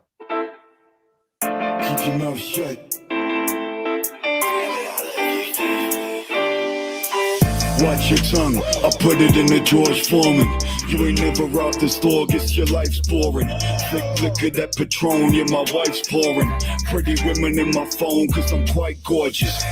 No, Grumpy's. Yeah, that's me. Is that I'm you, better Grumpy? looking than this guy and a better singer. You're better singer than this guy, too? Certainly. Oh, there it is. There it is. back here. Yep. Rodgers also decided not to feed Christian Watson, the first 10 weeks of the season, which is also the reason why he's playing like dog shit. I think it takes a while for there to develop chemistry. Watson dropped a couple of passes in that first game. You got to trust the guy you're throwing the ball to. Maybe you didn't know enough of the offense. Rookie wide receivers take a little bit of time to develop the chemistry, like I mentioned earlier. So, but now he's throwing to him now, so you can't complain. Want to show you this, which I thought was unbelievably odd. So we sometimes talk about, Drew also says there, Rodgers has to go on the Pat McAfee and Joe Rogan to cope with his narcissistic personality. Why? They kiss his ass whenever he's on there. They do. I don't know if you saw this. You know how they'll have, like, in the men's tournaments, they'll have, let me remove that temporarily. They'll have where it's like, hey, we're at the Maui Classic Invitational or some shit like that. Yes. There's also that for female basketball, female college basketball. Buh. They had one in Vegas. This, mind you, number 6 Indiana and Auburn were facing off. That's right, John M. Auburn were facing off here in this game. They're playing in a hotel conference room. And still not even filled up. Well, there's no stands. As you can see, it's literally just like you can see the rug. Can you see the rug in the background of this, Grumpy? Yeah, it's women's basketball. How could they not find a better venue? I'm thinking to myself, I'm like, this should be shit that's planned out many, many, many months in advance. Okay, because you know what? I'm like, you have to rent these venues. You have to rent these this venues. guy just went looking for the gym. And he walked into a WNBA basketball or a women's college basketball game. He probably There's no stands. There's literally no stands at this event. He probably could have walked onto the floor and led both teams in scoring. Well, okay, 24. What I'm more concerned with is, it would be better just to house this in a normal home stadium than this venue here. What the hell is up with the venue? Well, but see, that's the whole thing. It's one of those preseason tournaments. No, this is not preseason for them. This just happened. Okay, like one of those tournaments, whatever. They had the Phil Knight thing, where a bunch of teams get together and play. Yeah, I mean, it's like the Maui Classical Invitation. Yeah. So all right, it's like pre-tournament, regular season, whatever it is, like pre-conference tournament. That you get invited, blah blah blah, like the Chamonix thing, whatever. Yeah, Maui Classic. I mean, it is his thing. They don't draw enough fans, period. That's the unfortunate thing with women's athletics. They don't draw a whole lot of fans. I mean, you want to rent one of these big arenas. Nobody shows up. You're losing money. Is that what you want to do? No, I don't know. James F. says, it looks like my Penn State are going to the Rose Bowl, TJ. You guys, who they're going to play? Oh, do you guys know who they're going to play? Not yet. They still have to play the championship games yet, so we're going to find out soon. I assume, we'll see. Well, hold on. I don't know. It depends on what happens with Ohio State. If USC loses, right? Alabama doesn't here's the thing. A 1-loss Ohio State team deserves a chance over the 2-loss Tennessee if USC loses a 2-loss USC. Because remember, LSU lost. They were 5th. They're 3 losses. So I'll be interested to see what the rankings look like. What we really hope happens is TCU freaking finds a way to lose in their championship game because they suck. If USC wins, they're in the Final Four. Period. Correct. If TCU wins, they're in the Final Four. Correct. Period. Michigan has to play in the title game for the Big Ten. They have to play Purdue. Okay. If they win, they're in. If they lose, they're not in. Yeah, I agree. And Georgia, I think Georgia's the one team that can lose in the SEC title game and still be top 14. Yep. I think they should. Everybody else has to win. Was that? I'm sorry? Everybody else has to win out. Absolutely. Now, when I saw this moment live, I thought the same thing. And now, given no flag was thrown on this, I want to ask, what do you notice about this sequence? 20 seconds to go. Lawrence throwing to the end zone. Marvin Jones. 20 seconds to go. What do you notice about this crease now? It looked like 20 seconds to go. The right tackle definitely was not set. Yeah, I mean, it seemed like, boy, that was rushed. Look at I don't know how the shit. I mean, look how many fucking officials you have I was looking at trying this. to count 1, players. 2, First time- 3. Was that? I was trying to count players. I didn't know if there were too many players on the field. Look at the right tackle Who's the here. guy- And again, like I don't care, right? This allowed Jacksonville to beat the Ravens. So, I'm sure as a Jackson or as a Raven fan, you're probably a little upset and butthurt about it. But I'm like, this is definitely a penalty that was not called on the game-winning touchdown. Now, 20 seconds to go. all right. He's moving his fucking feet. Yeah, he's never got set. That's He never got set. He's moving Seconds to backwards. go. And he's moving it again. Like he even moves his back foot one more time before the ball comes. I mean, but think about it. Just you can turn the sound off. We don't need to listen to the sound. Yeah. But if you actually watch this pass by Trevor Lawrence, holy shit, what a pass. I mean, the kid can play. I hate the uniforms, but the kid can play. Look at the right tackle, though. I mean, what's the guy down by the goal? But why do they have somebody from the Jaguars team standing by the yard marker? That was the first thing I looked at. And then I was trying to count players. But look at this throw. My gosh. I mean, he is covered. Marvin He's Jones covered. Jr. Absolutely covered. No, I think it was Zay Jones, was it not? No, this is Marvin Jones. Okay. I mean, Zay Jones that's had the coverage. 2-point conversion. That's coverage right there. He's right there. Boy, he dropped it right in. Just beautiful. And his shin hits down in bounds. Yep. Is what scores it. Because only one foot hits in, but his shin hits down and he scores a Yep. touchdown. I mean, hey, congratulations, Jacksonville. Yep. Now, there were some Raven fans, Grumpy, who did not take that loss very well. And, I understand why. They were a little upset that, they're a little upset that the guy was still moving and they didn't get a stop. Why does that say more on? Get rid of him. I hate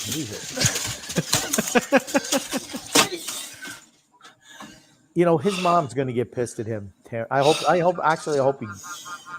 he slit his wrists. He sucks. Don't say that, Grumpy. I'm glad he Getting hurt joke around about himself. stuff He's like a that these jerk. days. This guy's a jerk. All right, get rid of him. I've seen nothing. You don't want to see the rest, Grumpy? I don't want to see. I don't. What's he crying out there? He sucks. Look at him. He's a clown. I don't know why you keep on putting him on. Because you Why? hate him, Grumpy. That's why I wanted to make sure I had a chance to show it to Because you. some sailor had an unfortunate night with your mother. That's why. That's why you're alive. Oh, man. I figured you'd find that one I hate somewhat that interesting. kid. I hate Oh, that kid. this one might be kind of funny. Now we mentioned about the I'm about to call them the Brady's, but we mentioned about the Buccaneers finding a way to lose today. Something that I've never seen before in an NFL stadium. You'll see here, there's a skunk that's loose in Cleveland Stadium. What the hell? Look at it over here. You'll see it. How does the skunk get into the stadium? Everyone take a picture of the skunk. Hope he sprays all their asses. I was about to say, let me lower that down too. You could see here, there's a skunk. Yeah. Interesting. Freaking nuts. Never thought you'd see anything like that. It reminded me of when that freaking wild raccoon went there at the Arkansas baseball game. I was just like, what the hell is going on here? I don't even know if a skunk's even something that are in Ohio in great numbers. I don't know. Stephen S. Grumpy. Since you brought it up, Grump, I did get a new logo that's a wolf, or to normal people, a wolf. I hate admitting this, but I had to pay $120 just to download this free template logo. I canceled both $60 subscriptions after, though. Yeah. Oh, man. I mean, just no. Don't do that, Stephen. Don't pay money to these blood-sucking bastards. Just put up pictures yourself. Worst part was that the site didn't say anywhere that I had to pay the full 12-month subscription, so I had to pay for 2 of them just so I could download it. At least I own the rights to it, though. Drew L. Grumpy. Seemingly, it looks like the boys over at Duke basketball can't be good teams so far, despite having 3 of the top 10 high school recruits in their class. Okay. Derek Lively is a big, tall kid, 7'2", little frail. He looks like he doesn't fit in at all. Now, will he could be a one and done? I don't know. Probably. He's got 0 points today. Terrible. Couldn't shoot. Dariq Whitehead, who's probably the highest rated, well, the best of the group, most athletic, supposedly, was injured and is just kind of getting back. He's coming off the bench right now. But Kyle Filipowski is the real deal. Yeah, He's over 7 foot tall, can dribble, can dish, can shoot. They only hit, I think, 2 of 19 3-point shots today, both by him. And he's a force on the boards, assisting as well as putting points in the bucket. I mean, he's the real deal. They're not there yet. That's what happens when you get a whole bunch of young guys. And they don't have Coach K as coach, which is underrated. Yeah, John Shire might be a good coach. We don't know. He's a great recruiter. Can he become a good coach? We're going to find out. But Filipowski's the real deal. Got a comment here from Goon Grumpy. What's more exciting, watching soccer or counting a Chara-sized box of paper clips one by one? Soccer. Yes, I agree with soccer. James F. Grumpy. What do you think of the Michigan quarterback? I think he reminds me of Tom Brady. No, sorry. Don't. No. I think John he has McNamara. a couple of years to go in the draft. Yeah, no. Don't even put that pressure on the kid. The only thing that they have in similarity is they both played in Michigan. That's it. Drill said the Eagles cannot stop the run game, and the Packers can't stop Jalen Hurts. I love games like these. I don't.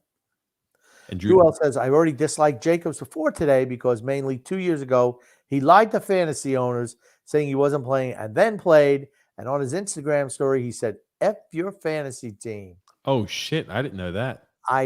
For me, I don't care about any of that stuff.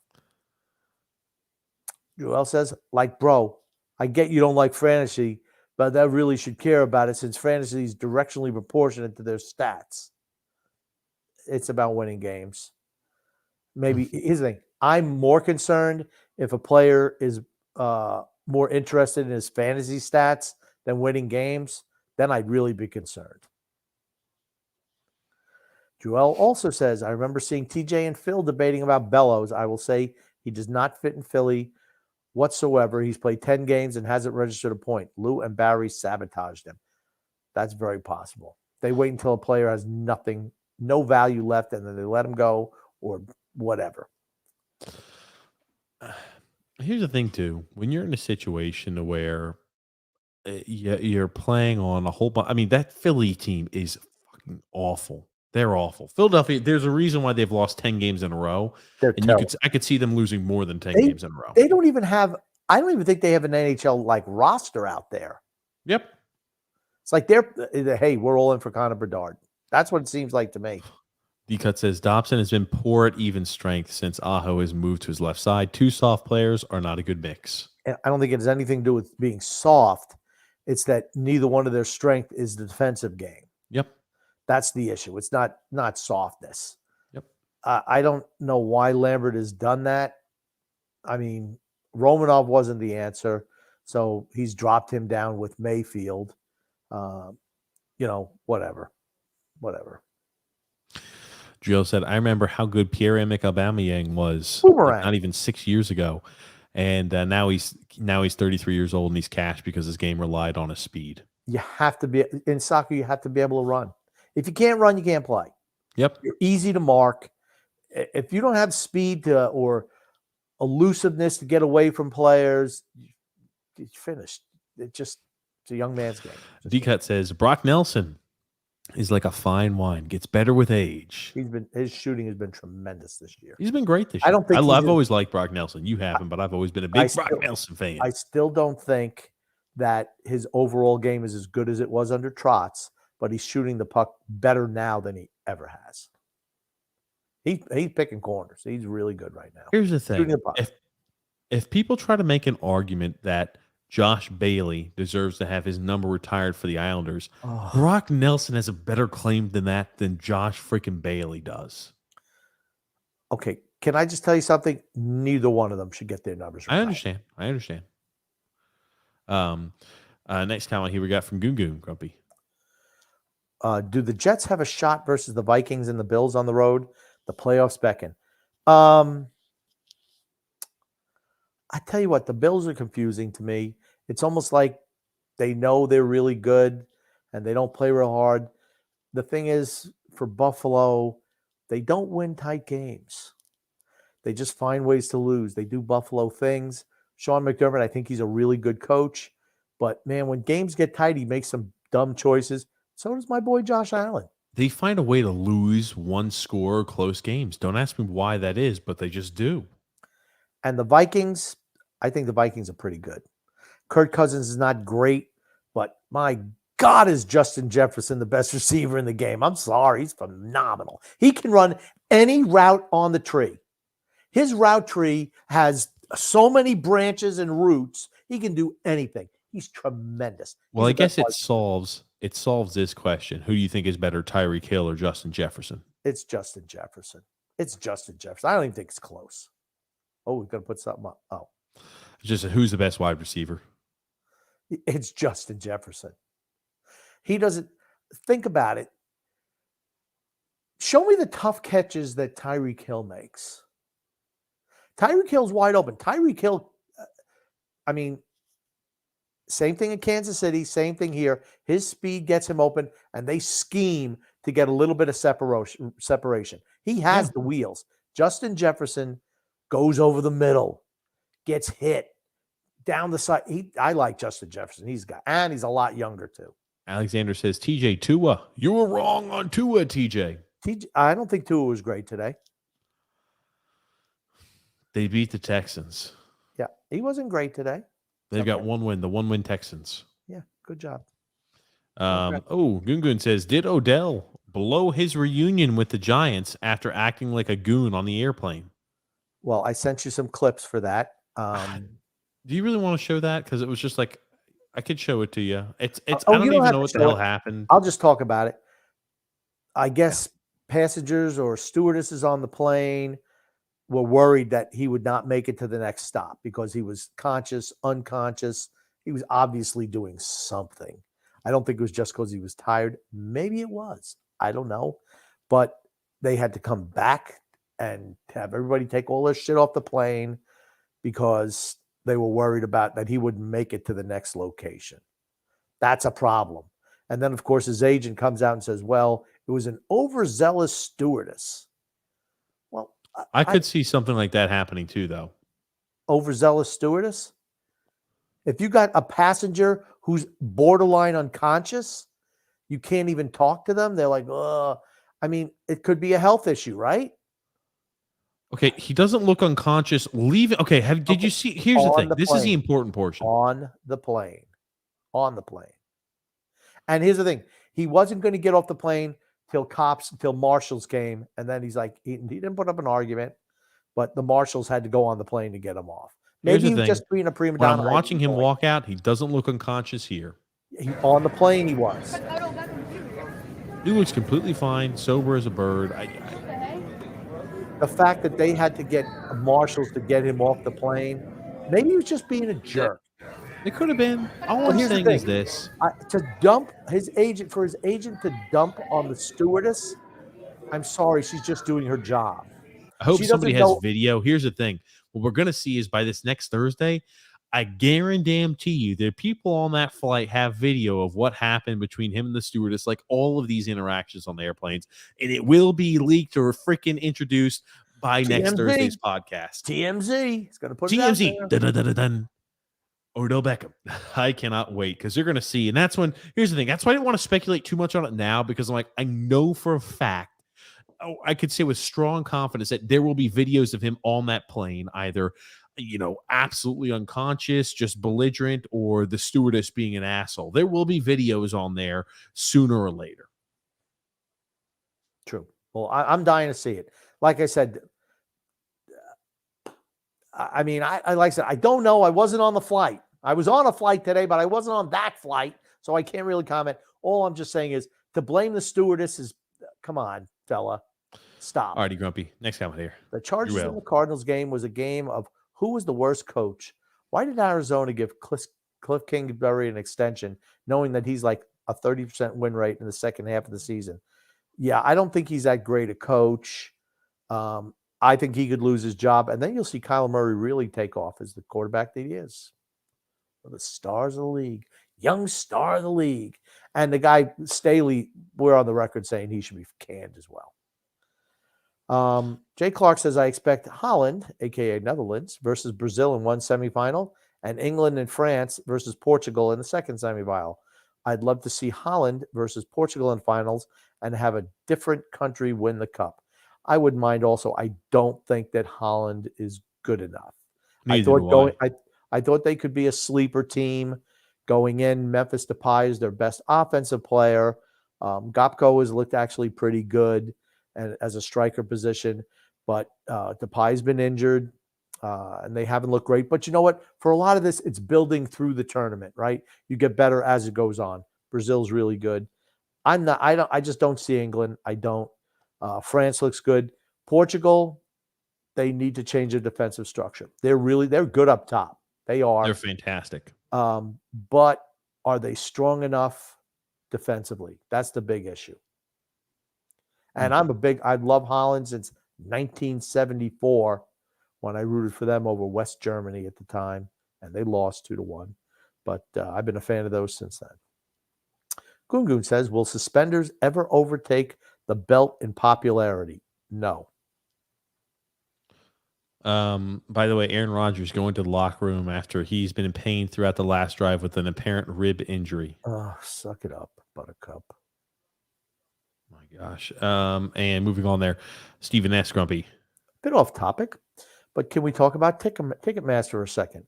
I mean, seriously, I'm about to get 4 tickets to the Badgers hockey game on December 28th in Milwaukee.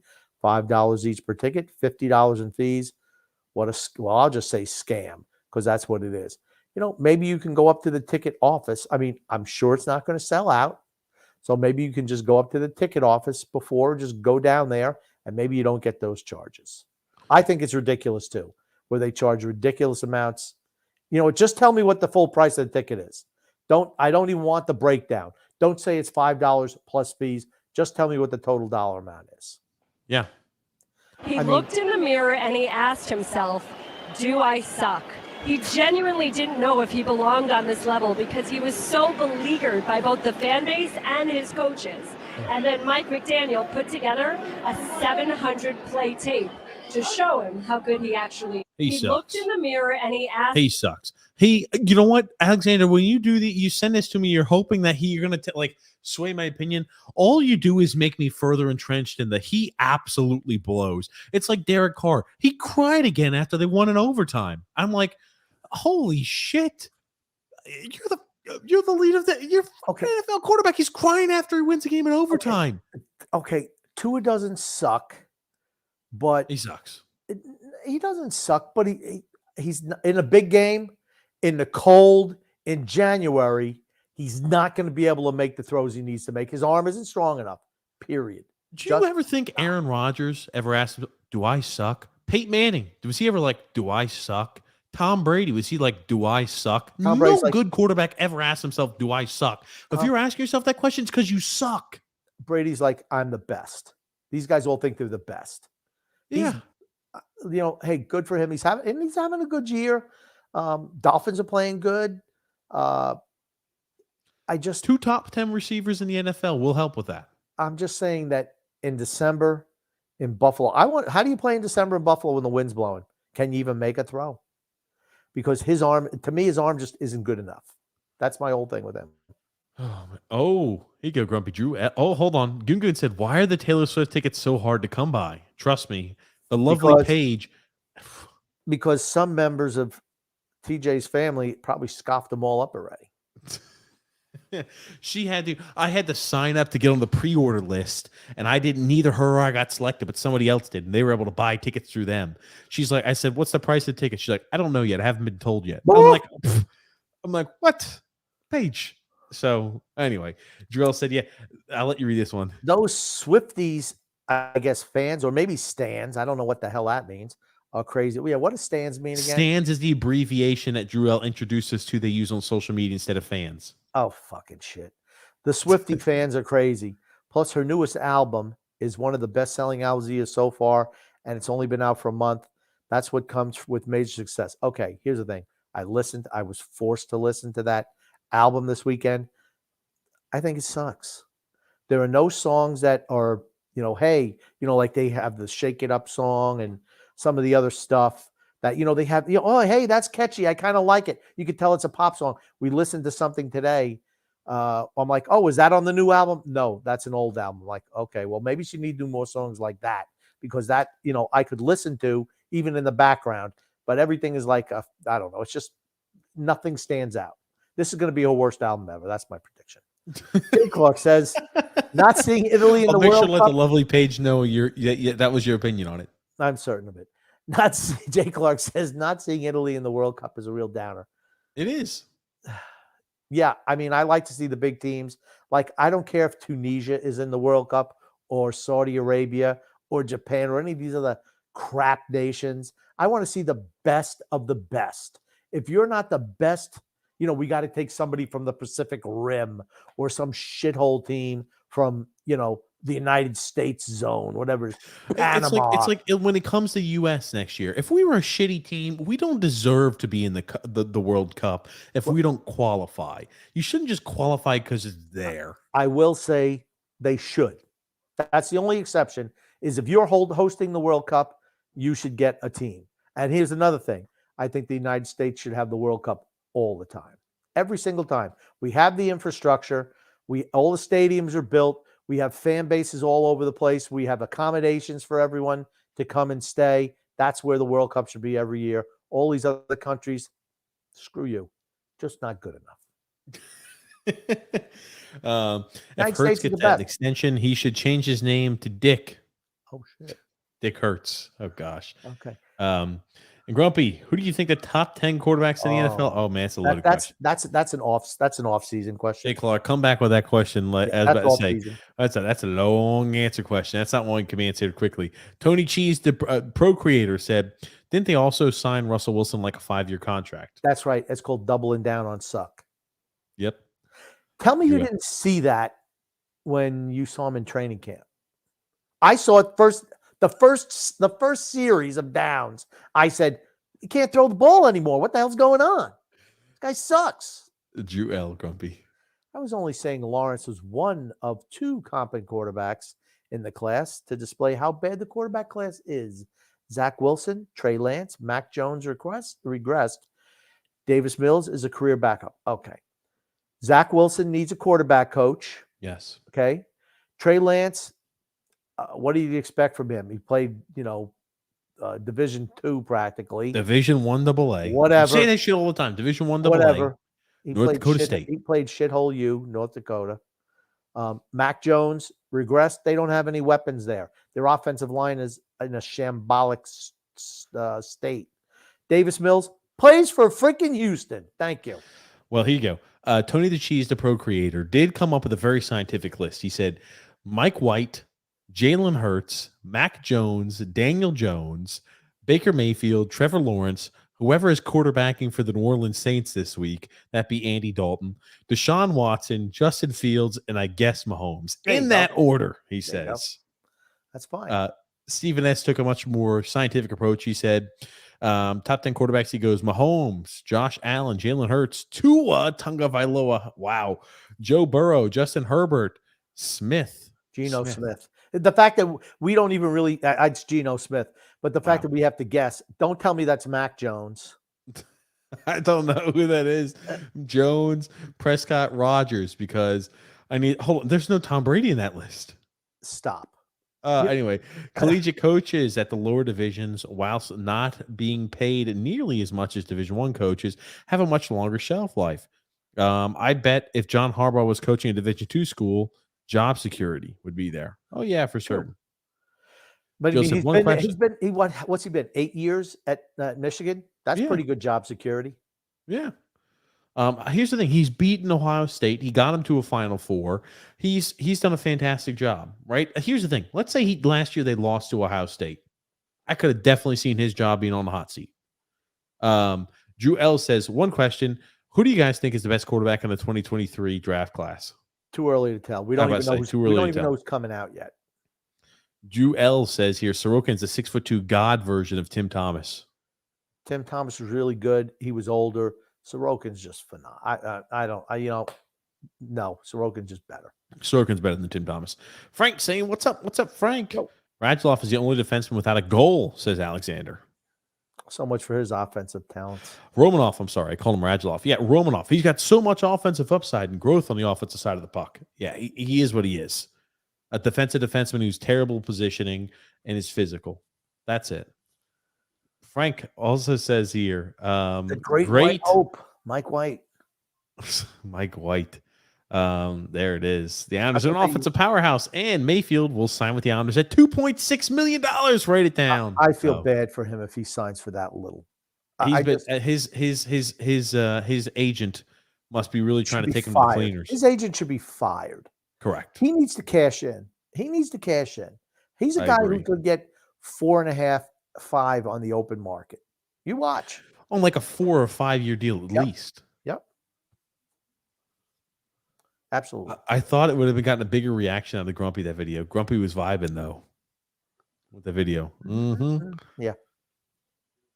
Don't worry. He says, great video. It's Grumpy Old Man's uncle. I got to tell you, Jare Alexander is so great at guarding wide receiver number 2s. Wow. Maybe there's some sarcasm there. That's a left-handed compliment if ever there was one. D-Cut says, I told you both this wasn't a vintage Clemson team this season, and you dismissed my... Hold on, D-Cut. Watch out, D-Cut. Watch out. You get them We've fired up said that now. since the beginning. We've talked about DJ Uyunglele being a miserable They quarterback. suck. They suck. He's awful. And here's the thing. Down here, I have a lot of, people who are Clemson fans. I'm glad they lost. They said millennials can't handle adversity. Hold on, D-Cut. We said that for a while. This is not the same. This is not. We even said that the last time we brought this comment. This is not a Clemson team under Deshaun Watson or Trevor Lawrence. This is under a miserable quarterback in DJ Uyunglele. He sucks. He's awful. Here's the thing. He's going to enter the transfer portal this year because he will lose his job to that freshman who will be a redshirt freshman next year. He'll lose his job going in, and he'll be looking for a new home because he absolutely blows. I've never seen a guy who needs to hold on to the ball as long as he does and still cannot manage to complete a pass. He threw for 99 passing yards at home against South Carolina last week and had under a 50% completion percentage. It was 28%. It was 28% completion percentage. Was it 9 for 28, I thought, or something? Yeah. What was it? He was 9 for 28. Terrible. Here's the thing. He sucks and blows. Both. That's awful. That's awful. And D-Cut, I love you, but I have to defend TJ on that. We've been talking about that. I've been talking about it certainly since the beginning of the season. And TJ, only when he tries to project the ACC is so good, will say good things about Clemson. The ACC sucks. Their worst the only conference that they're better than is Pac-12 and the Big 12. They're not better than the Pac-12, and they might not even be better than the Big 12. You're wrong. Suck. They suck. The University of Pittsburgh is going to play somebody this offseason, Grumpy, this bowl game, and they're going to run them off the field, Grumpy. The University of Pittsburgh's going to go running wild on them, Grumpy. The ACC, it sucks and blows. Go. Next comment. Oh, man. Comment. Get it up. There we go. I bet the kid's playing a character. It's genius. Yeah, he's playing a character. I hate him because he's annoying. I hate that kid. I hate him. Tony Cheese, Grumpy, made a comment for you. That's Ravens fan is Drew L when he loses a fantasy football game. Uh-oh. Watch out. Watch out. He also says, Wild Raccoon seems a bit redundant. A little bit. That's true. And he says also, Aho has been very good this year. He's been, yeah, I like him. He's overmatched physically in the defensive end, but he can move the puck. He's good with that first pass out of the zone, without a doubt. But he is what he is. I like Sebastian Aho, but he is what he is. A D-Cut, Grumpy. I told you guys last season that Bellows was the greatest player ever, and we'll be playing in all countries by 2024. I'm now thinking it's 2023. D-Cut's always right when it comes to the Islanders. Listen and learn, boys. D-Cut, I didn't know you were such a big Kiefer Bellows fan. That's nuts. I didn't know you thought he was going to be playing and representing Team USA and his country in the World Classics every year, World Championships. But I guess we've heard it straight from the horse's mouth, so to speak. GL says the Dolphins use Hill and Waddle like Kyle Shanahan used Deebo Samuel last year. It's the same offense. Yep. It is the San Francisco offense. Yep. Oh, aggravated his thumb. He's going back to the Rodgers. Finish for today. Jordan Love is coming in. What a fucking He loser, sucks. Rodgers. Get out there and I'm tough to sorry. bro. I never seen a guy. Man, he's a douche. That's the best way to put it. He's a disposable douche. Also, the Detroit Lions are in a sea of riches because Jared Goff trade. Yeah, they got an extra top 10 pick with the Rams just sucking ass this year. That's right. They need a quarterback. Their offense is okay. Yeah. Defensively, they need a lot of work. They lose a lot of close games, the Lions do. They need a new head coach. Dan Campbell, my boy. Dan Campbell. No. TJ No. having another millennial meltdown over Tua. Ooh, Tua. Stephen S. Grumpy. $74.20 is the total price to go to the Badger hockey game if you use Ticketmaster. Here's the thing, though. I found a student offer password that unlocks the $5 tickets compared to the $15 tickets. To me, I'm not paying $75 to watch a college hockey game. No freaking way. Alexander says, you see, Grumpy, only Tua haters come up with that narrative. I don't know which. Oh, the fact he can't throw the ball? No, when he's like, I just didn't know if I sucked, and I had to ask him if I sucked. Oh, well, that's mentally fragile, mentally weak, doesn't pan out. My concern, again, for Tua is, can he throw the ball in inclement weather in December and January? Because those are the type of games he's going to play in when it really matters. Can he do that? I just don't think his arm strength is good enough. He's playing every single game. Sunny, 75, 80 degrees out there or in the summertime, which is great. It's like Peyton Manning throwing in the dome all those years. As soon as you put him out there in tough weather when comes real football season, they don't do so well. True. Zach Wilson doesn't suck. Doesn't think he sucks. Newsflash, kiddo. You suck. Mike White is better. You know what? Always the best quarterback in town or the most popular player is always the backup quarterback. Always. Nico says here, to be successful in all sports, you have to have the I'm better than everybody else mentality. Yep. True. Alexander says, but TJ, Brian Flores did everything in his power to destroy Tua's career. Trust me. I saw it when I was at the game. Brian Flores is a buffoon. He's an idiot. And and the more Tua succeeds, the more Brian Flores looks like an idiot. He's one of the. Oh, hold on. He is one of the reasons why Miami's 8-3. No.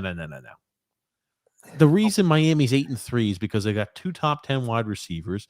They've got a legitimate running back. You've always complained about a miserable offensive line. Their offensive line's done well this year, and their defense is a really solid defense. I will say once again that I think the most valuable player is Stephen Ross going out and okaying the general manager to free up the money to get Tyreek Hill, to hire Mike McDaniel. I think that's the biggest difference. That's what's opened it up for Miami. I mean, their defense is pretty good, was pretty good last year too. Can he throw the ball? And again, come away. That's the whole thing. And Grump, I'm not saying you're a Tua. I'm not a Tua hater. For me, can he throw? I just don't think his arm is good enough. That's all. I don't think much of the guy. If Justin Herbert was playing for Miami, would be a legit Super Bowl contender. If Justin Herbert was playing for Miami, absolutely they would be. He would be putting up video game numbers as well. Yeah, I'm just going to say, do you think that if Miami plays in the playoffs, Kansas City in Kansas City, Cincinnati in Cincinnati, Buffalo in Buffalo, what do you think the outcome's going to be? I just don't think his arm's good enough to throw in those.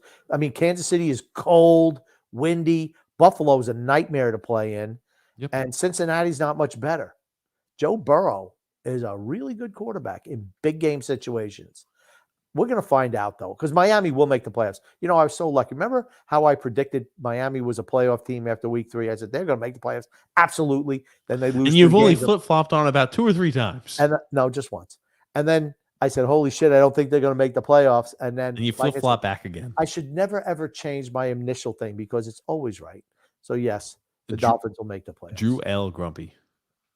To be fair, Grumpy, if you think Taylor Swift's Midnights, is that even the name of her new album? I have no idea.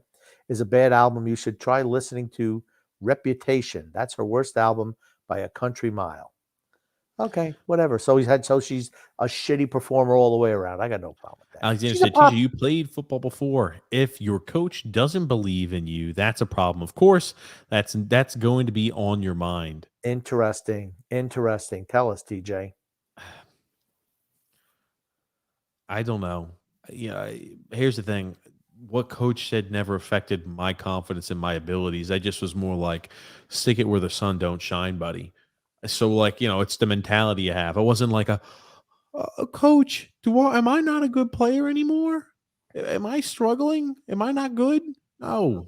You got the mentality of no, I'm the best. You just don't see it, and you're freaking wrong. I was surprised he said that to someone out loud. Even if he felt it, I'm surprised You don't say he that. said it, because it doesn't to be anything at the top level. And let's be honest, in the NFL, and You're going to face criticism. Here's the thing: Tua Tagovailoa is one of the top people in the world because he can play quarterback. Only 32 guys do it. He's one of those 32. One of the top 30 best throwers of a football in freaking the world right now. Yes.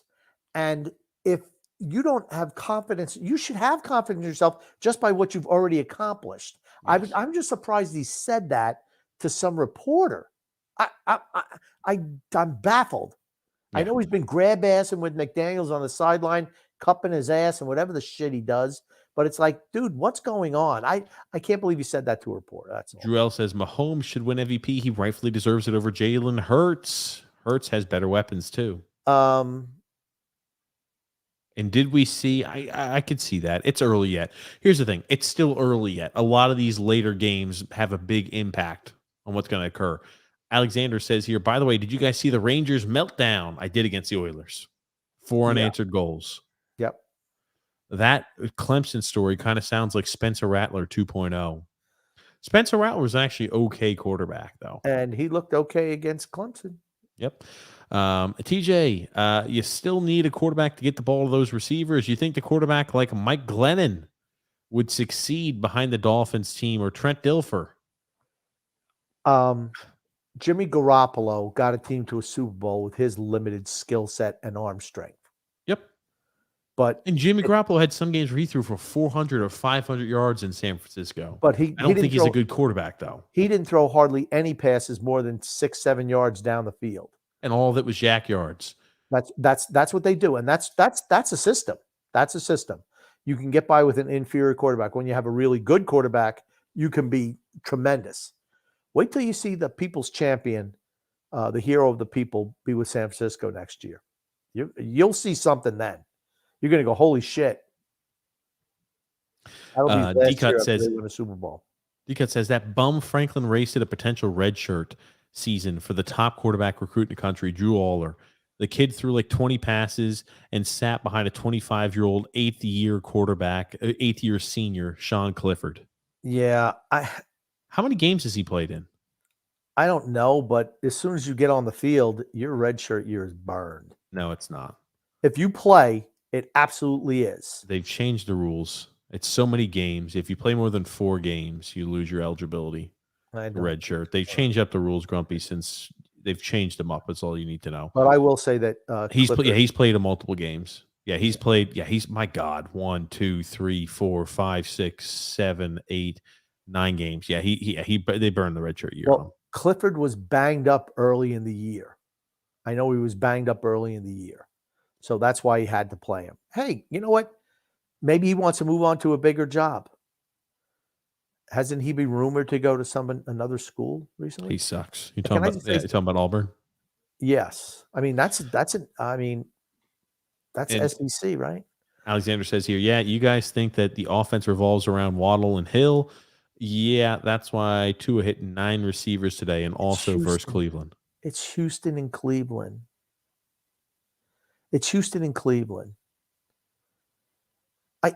Wait a minute. 9 different receivers? Did they even have 9 skill players on their freaking line and on their game day roster? I got to call you on that one, Alexander. I mean, let's see here. Player stats. Okay. 1 pass to Miles Gaskin, 1 pass to Alec Ingold, 1 pass to Durham Smythe, 1 pass to Jeffrey Wilson, 2 passes to Cedric Wilson, 2 passes to Trent Shearfield, 4 passes to River Crawfield or Crawcraft, 6 passes to Tyreek Hill, 6 receptions, Tyreek Hill, 5 receptions, Jalen Waddle. Okay, that's 9. I stand corrected, Alexander. I shouldn't have doubted you when it came to the Miami Dolphins. But come on, please. 1 pass. Rob G said, hello, TJ Grumpy. How about those Hounders? Yes. Keep it going. Absolutely got to keep it going. I always have to keep it going. Absolutely. You got to win right now. Alexander said, no, when he can't throw in the cold or the wind, or I don't know what that means. D-Cut says here, Justin Herbert is wasting his best years being coached by a bum. That kid, get that kid a real coach. Maybe is what Mitch said. True. 100% true. Grumpy old man, Frank says.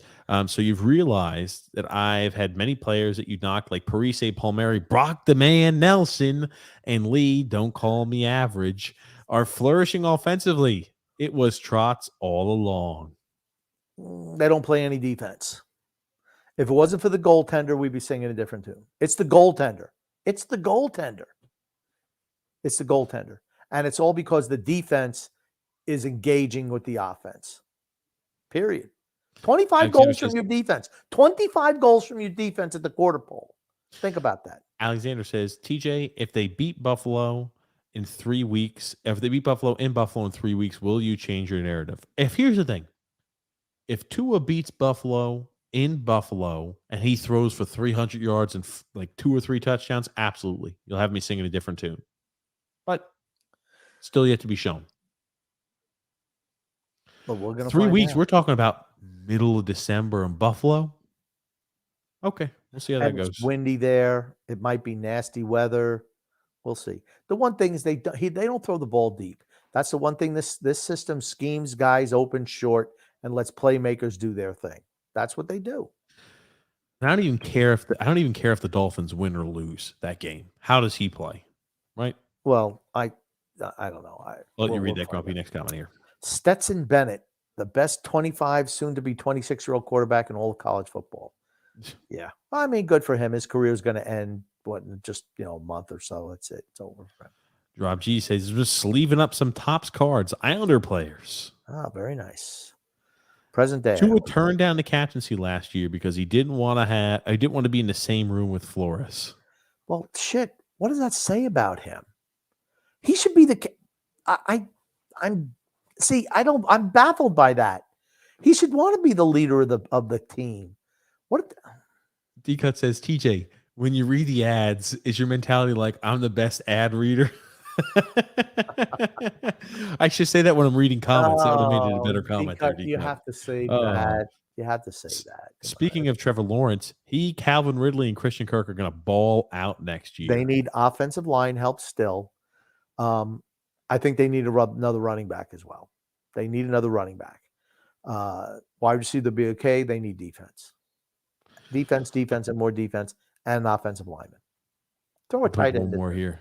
Do you think that Tuesday's fight night in Philadelphia, should they dress Ross the Boss? Yes, absolutely. Absolutely. And will the Niners' next quarterback be Brady or Rodgers? Both have North California roots. Rodgers under contract to Green Bay will not be him. Brady wants to go there. Trey Lance is not ready. Jimmy Garoppolo is out of contract. I just think it's a match made in heaven. I can tell you what, the hero of the people will not be in Tampa. It must kill him playing for those morons. Man, Grumpy, we're here at the end of the show today. What do you want to say before we wrap things up? I just want to say love and laughter to everyone who listens and even those who don't, from TJ and the Grumpy Old Man. Thank you, everybody, for listening, watching the show here today. We'll be going live this next Thursday, 9 p.m. Eastern Standard Time. Until then, be safe. Have a great start to your work week. Enjoy some World Cup soccer and some great NFL action. Thank you again, as always, Grumpy, for being a part of the show. And comment to the day goes to D-Cut for his asking TJ if he believes that he's the best ad reader when he goes in to read an ad. Thank you, everybody, for tuning into the show. As always, we love hearing your guys' thoughts and opinions here on all things sports. Thank you so much, guys. We'll see you guys next Thursday, 9 p.m. Thank you again, Grumpy. My pleasure.